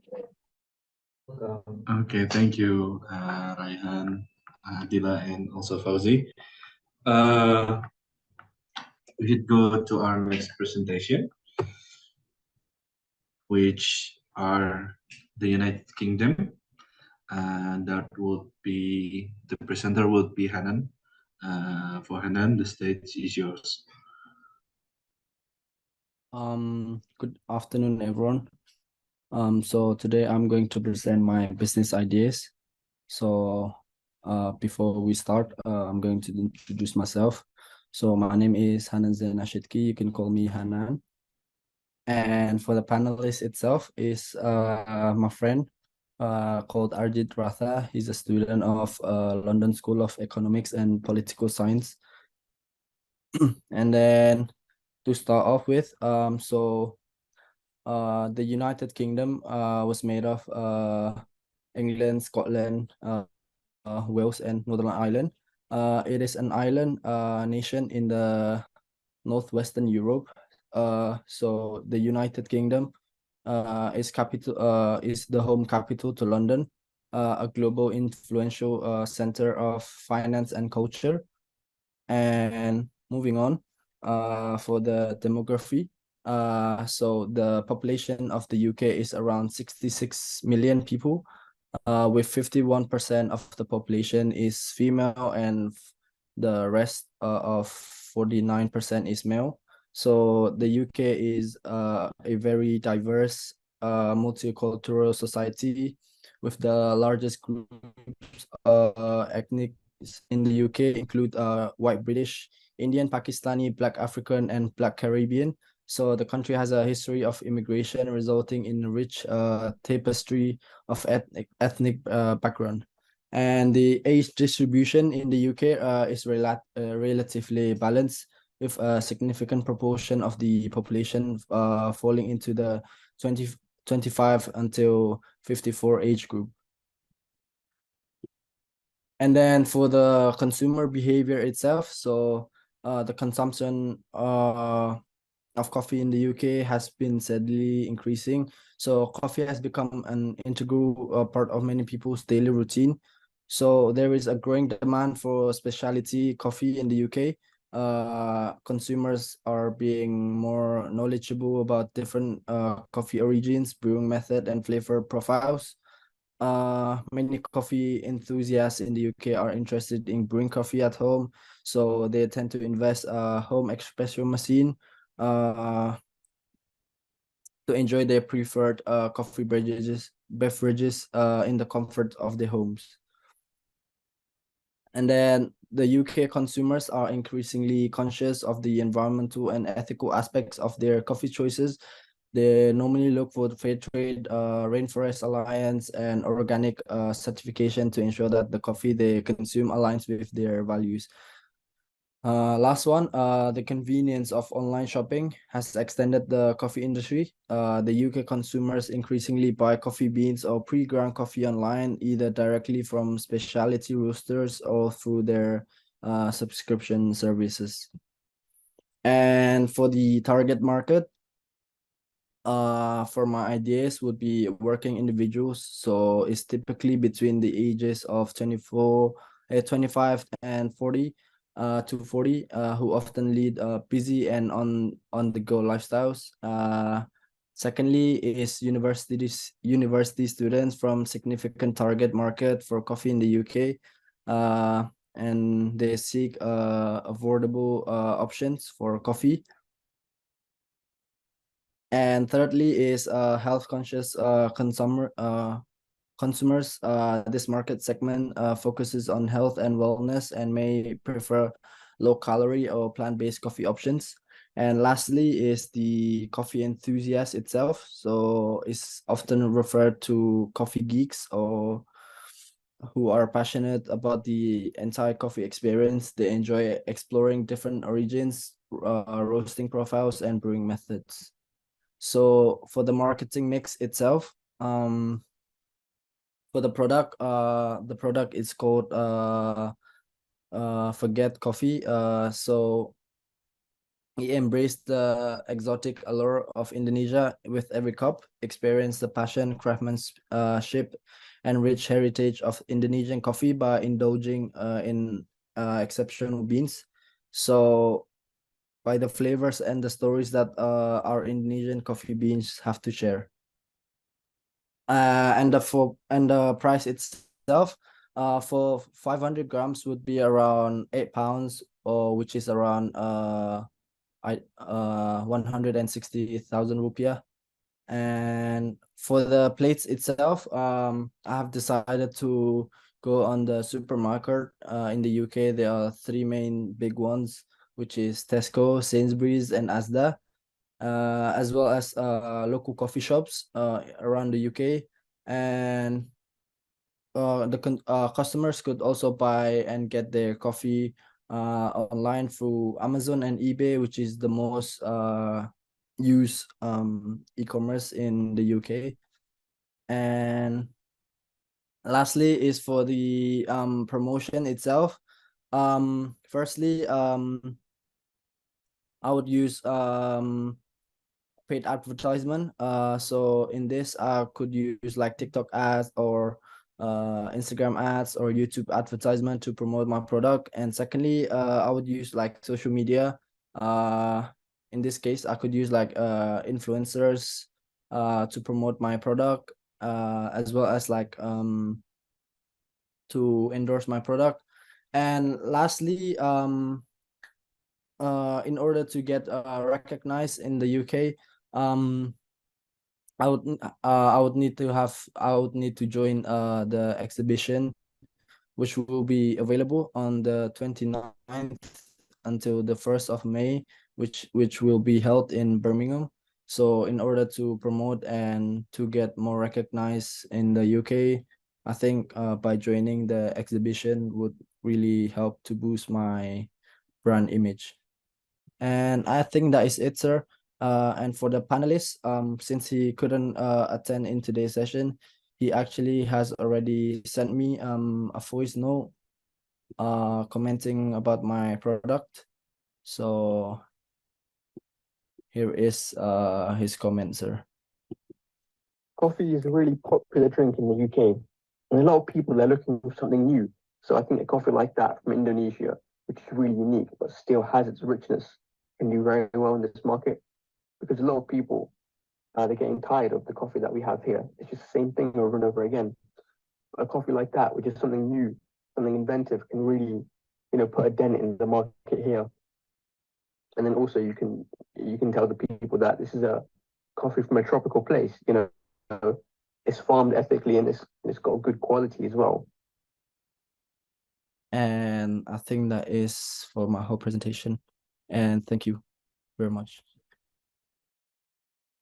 Thank you, Hanan, for your presentation. Maybe we can go to our Q&A session. Maybe if Dr. Ganjar and anyone have a question. Yes, Satrio. Actually, I want to ask Hanan about, do you want to sell the coffee in a resto or in a sachet, in a packaging?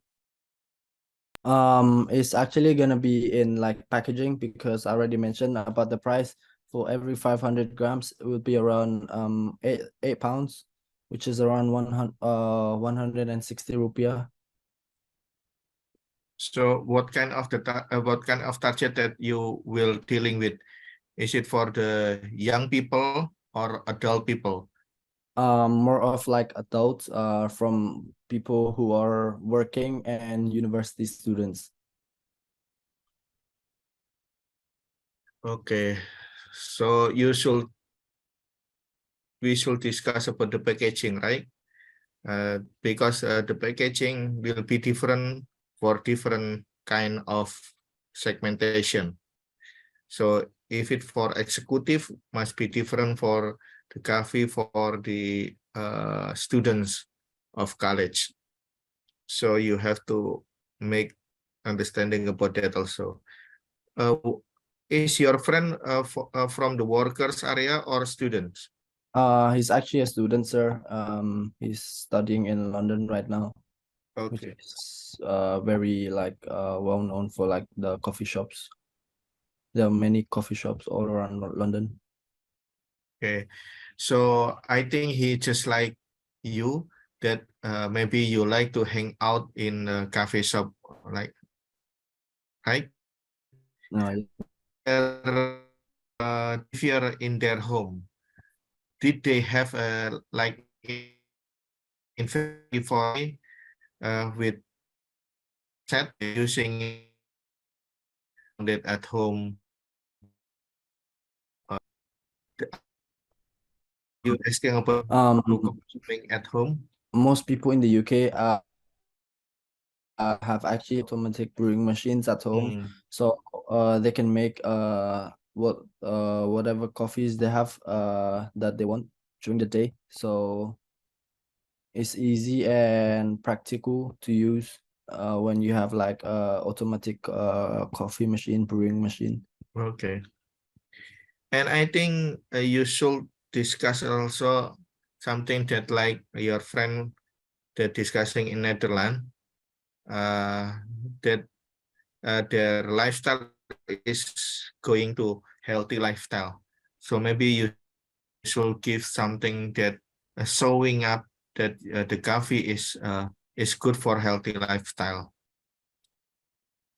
Okay, sir. Okay, thank you, Hanan. Thank you, Dr. Ganjar. Since there are no panelists, maybe we can go to our last presentation, which is from the country of Germany. That will be presented by Kiki and Brian. For Kiki and Brian, the stage is yours. Okay. Okay, thank you for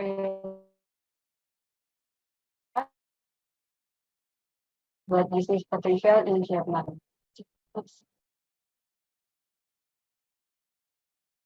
A presentation and project by Brian Apeliano and Siska Maria from undergraduate student at Management Studies from Erlangga University.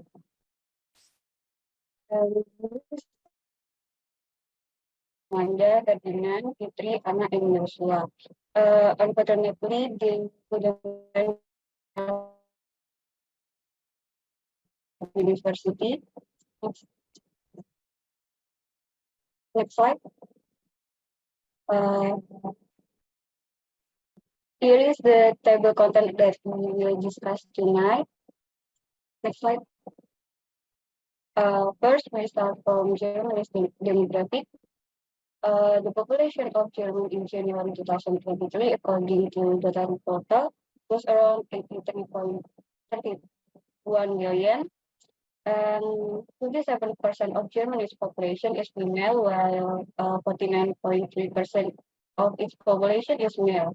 And 77.7% of Germany population live in urban centers, while 22.3% live in rural parts. and 50% of the population in Germany is productive age population, and we took the data from the data portal. Next slide.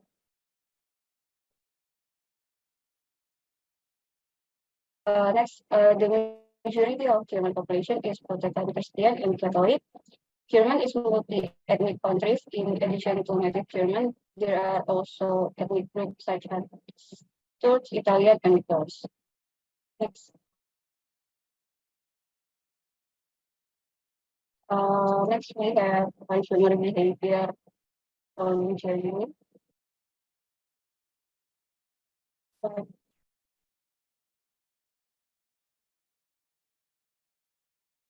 Germans have a high level of environmental awareness and pay attention to eco-friendly projects.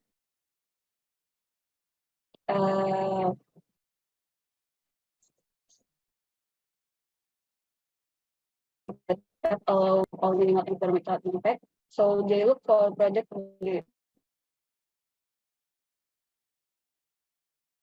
produce and have a better life cycle.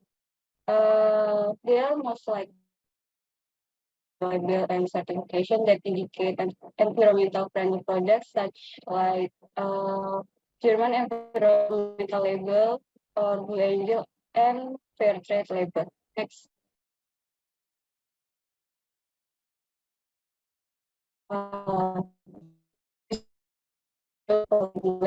Many consumers are looking for eco-friendly products because they are more durable and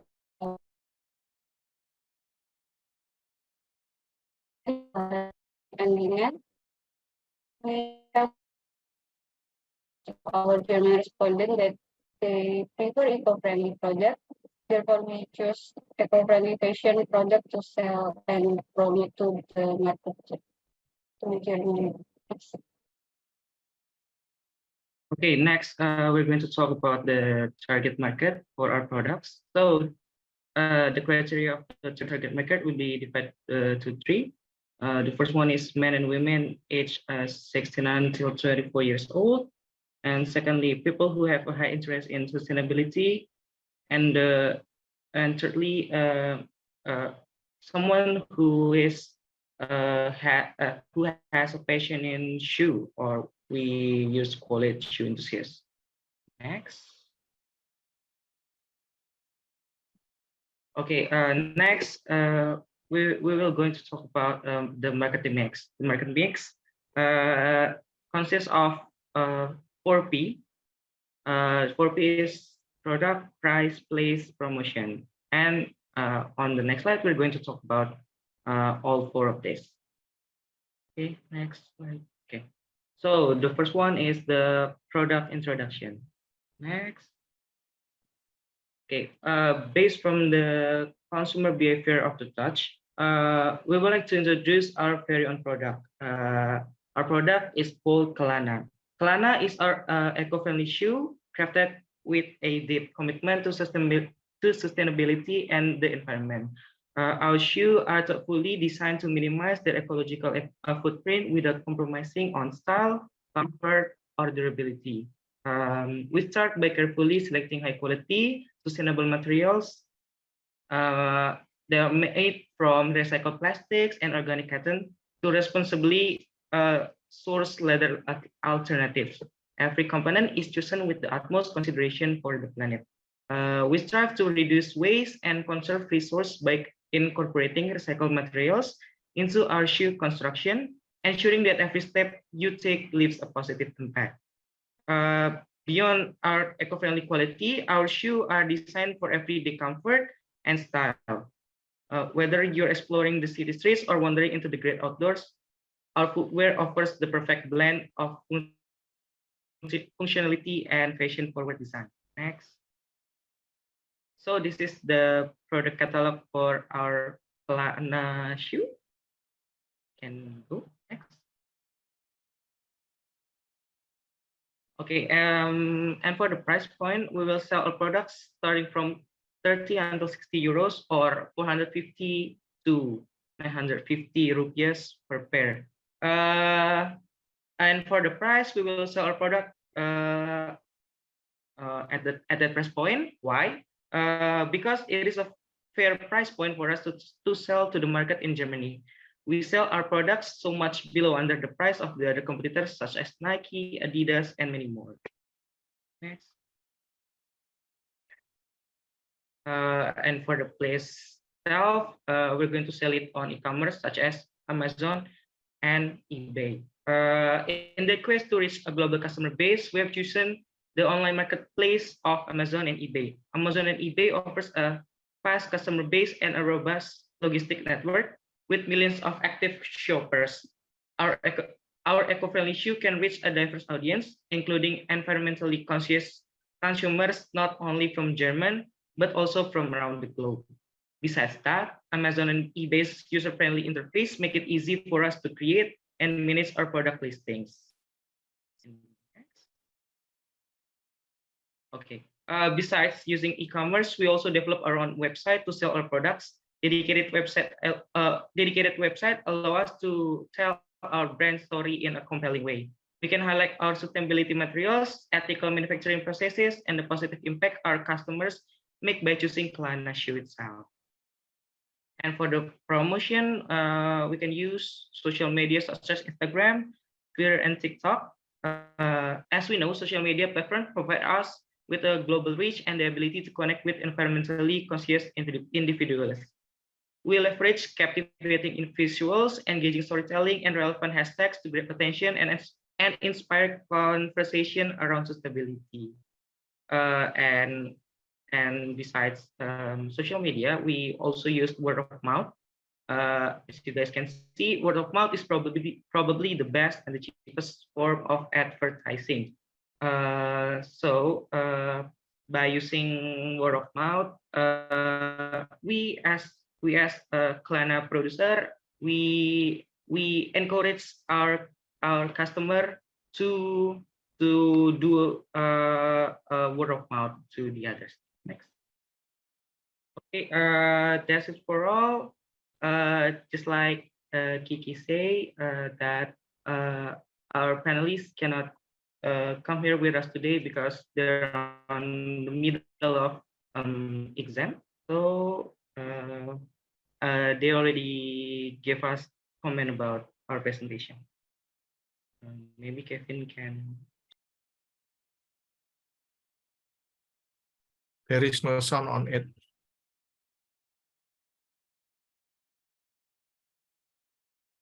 Thank you for your time. I think your presentation is quite good. Regarding the products you offer, they are in accordance with the preferences of the German people. They like eco-friendly products, and of course, our students also like low price. For promotion, here we use a lot of Instagram and Twitter, so it's suitable and in accordance with your marketing strategy. And I want to ask you guys about your product. Are there any key features that differentiate it from ordinary shoes? And how did you introduce your product to the market? That's all from me. Thank you. Okay, so from the voice note, we can hear that Amanda asked us about the key differentiation between our products, Kelana, and other products. So just by the name itself, eco-friendly shoe. Of course, we know that our products are different from the other regular shoe in the market. Our shoes are crafted using carefully selected sustainable materials such as recycled plastic, organic cotton, natural rubber, and responsibly sourced leather alternatives. By utilizing their eco-friendly materials, we reduce our environmental footprint and promote a more sustainable fashion industry. Kelana is also committed to minimizing its carbon footprint. Besides the name itself, we also have an innovative design. Our shoe combines style and sustainability, featuring innovative design that cater to contemporary fashion trends. We believe that eco-friendly footwear can be fashionable and versatile, allowing individuals to express their personal style while making environmentally conscious choices. Not only innovative design, we also prioritize comfort and durability, ensuring that our shoe provide a high level of comfort even during extended wear.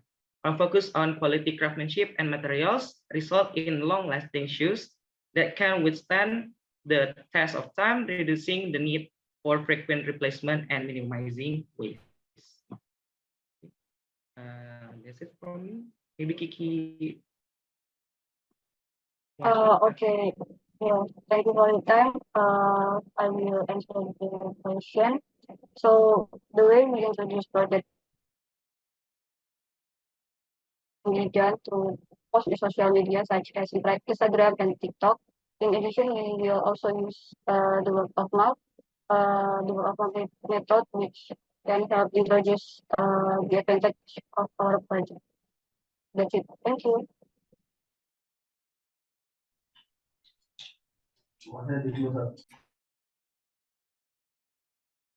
Okay, thank you, Brian and Kiki. Maybe we could go to our Q&A session. Maybe Dr. Ganchar and any maybe other participant have a question for Brian and Kiki.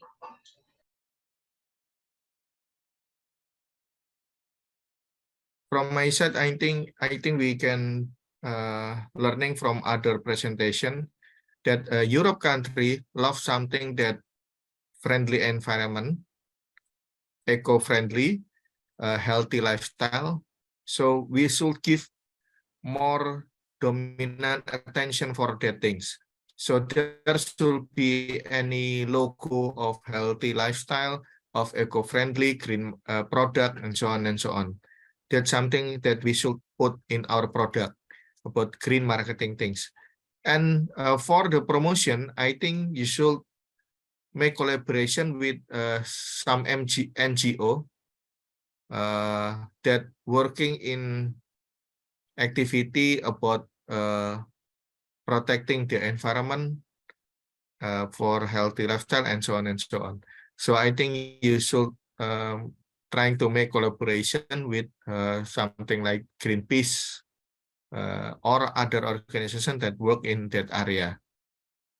So that's my comment. So I think we already learned about that from other European country, right?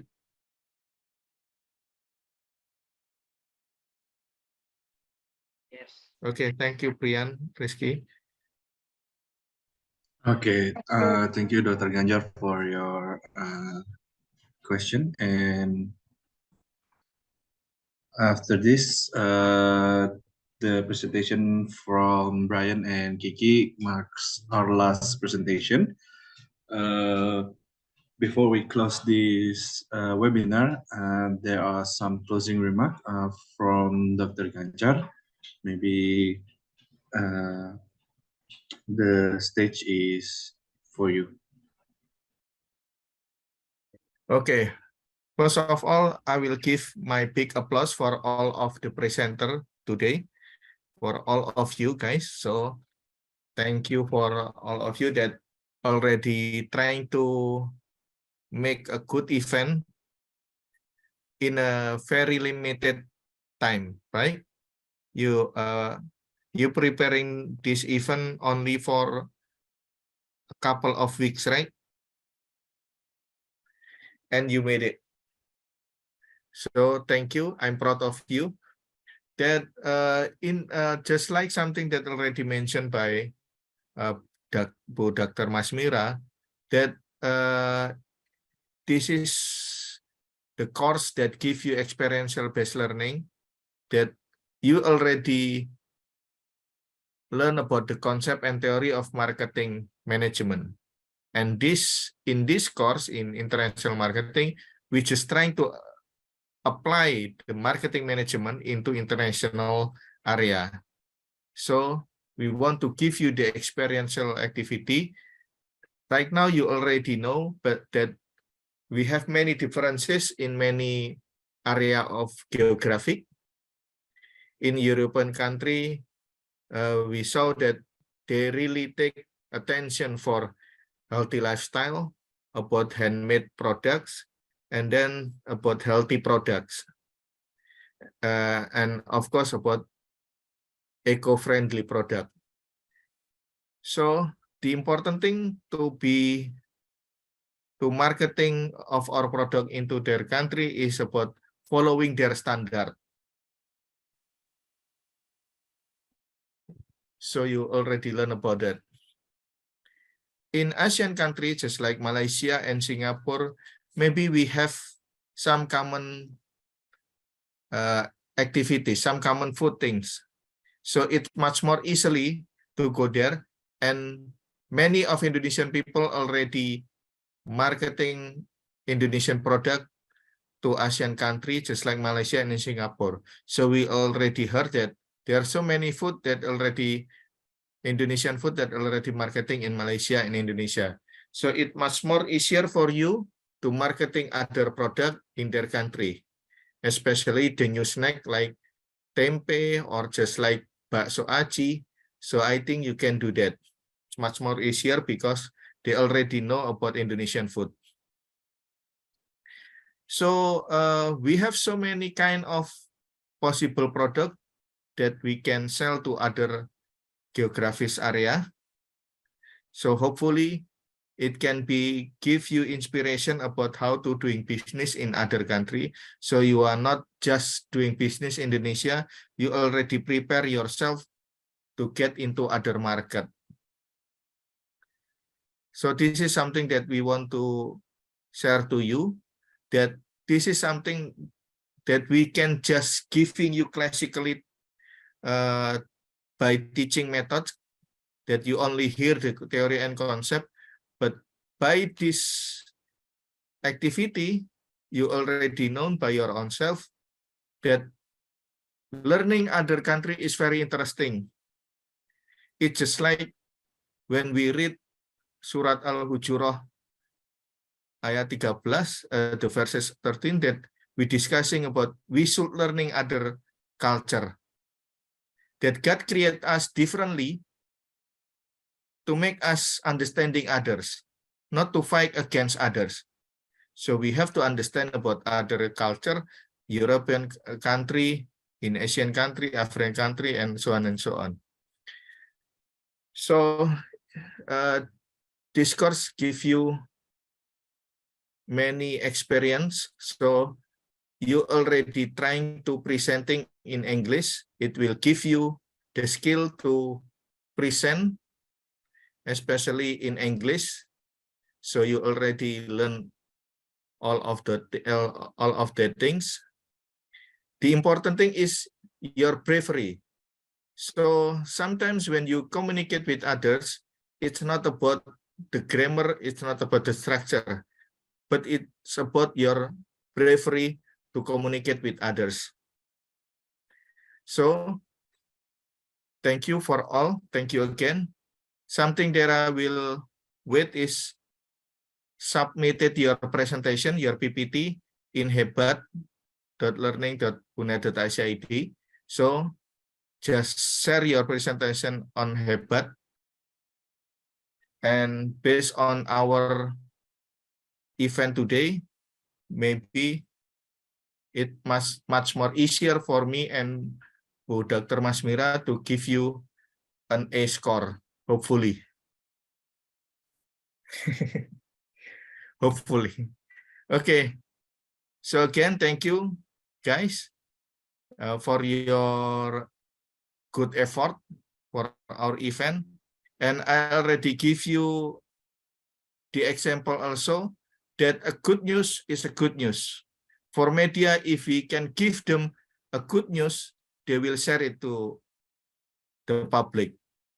So we have a good news for the campus, that we have some innovative teaching learning process, that to train people to be innovative, that the teaching learning process should be innovative also. So the campus should be innovating. So the lecturer should be giving some innovation also. So that's the example that we want to share to you. So if you have a good news, it's much more easier for media to share it to the public. So Kevin, maybe you can share the news that I already share from portal JTV, right, to your friend, and share it to others, share it to your friends, that we have a good things to share to the world about our quality for teaching learning process. Okay, so thank you, Kevin, to be a good leader in this event. Thank you, Satrio, to be a good master of ceremony for this event. And thank you for all of you, all of the presenters. Barakallah. Assalamualaikum. Thank you very much, Dr. Ganjar.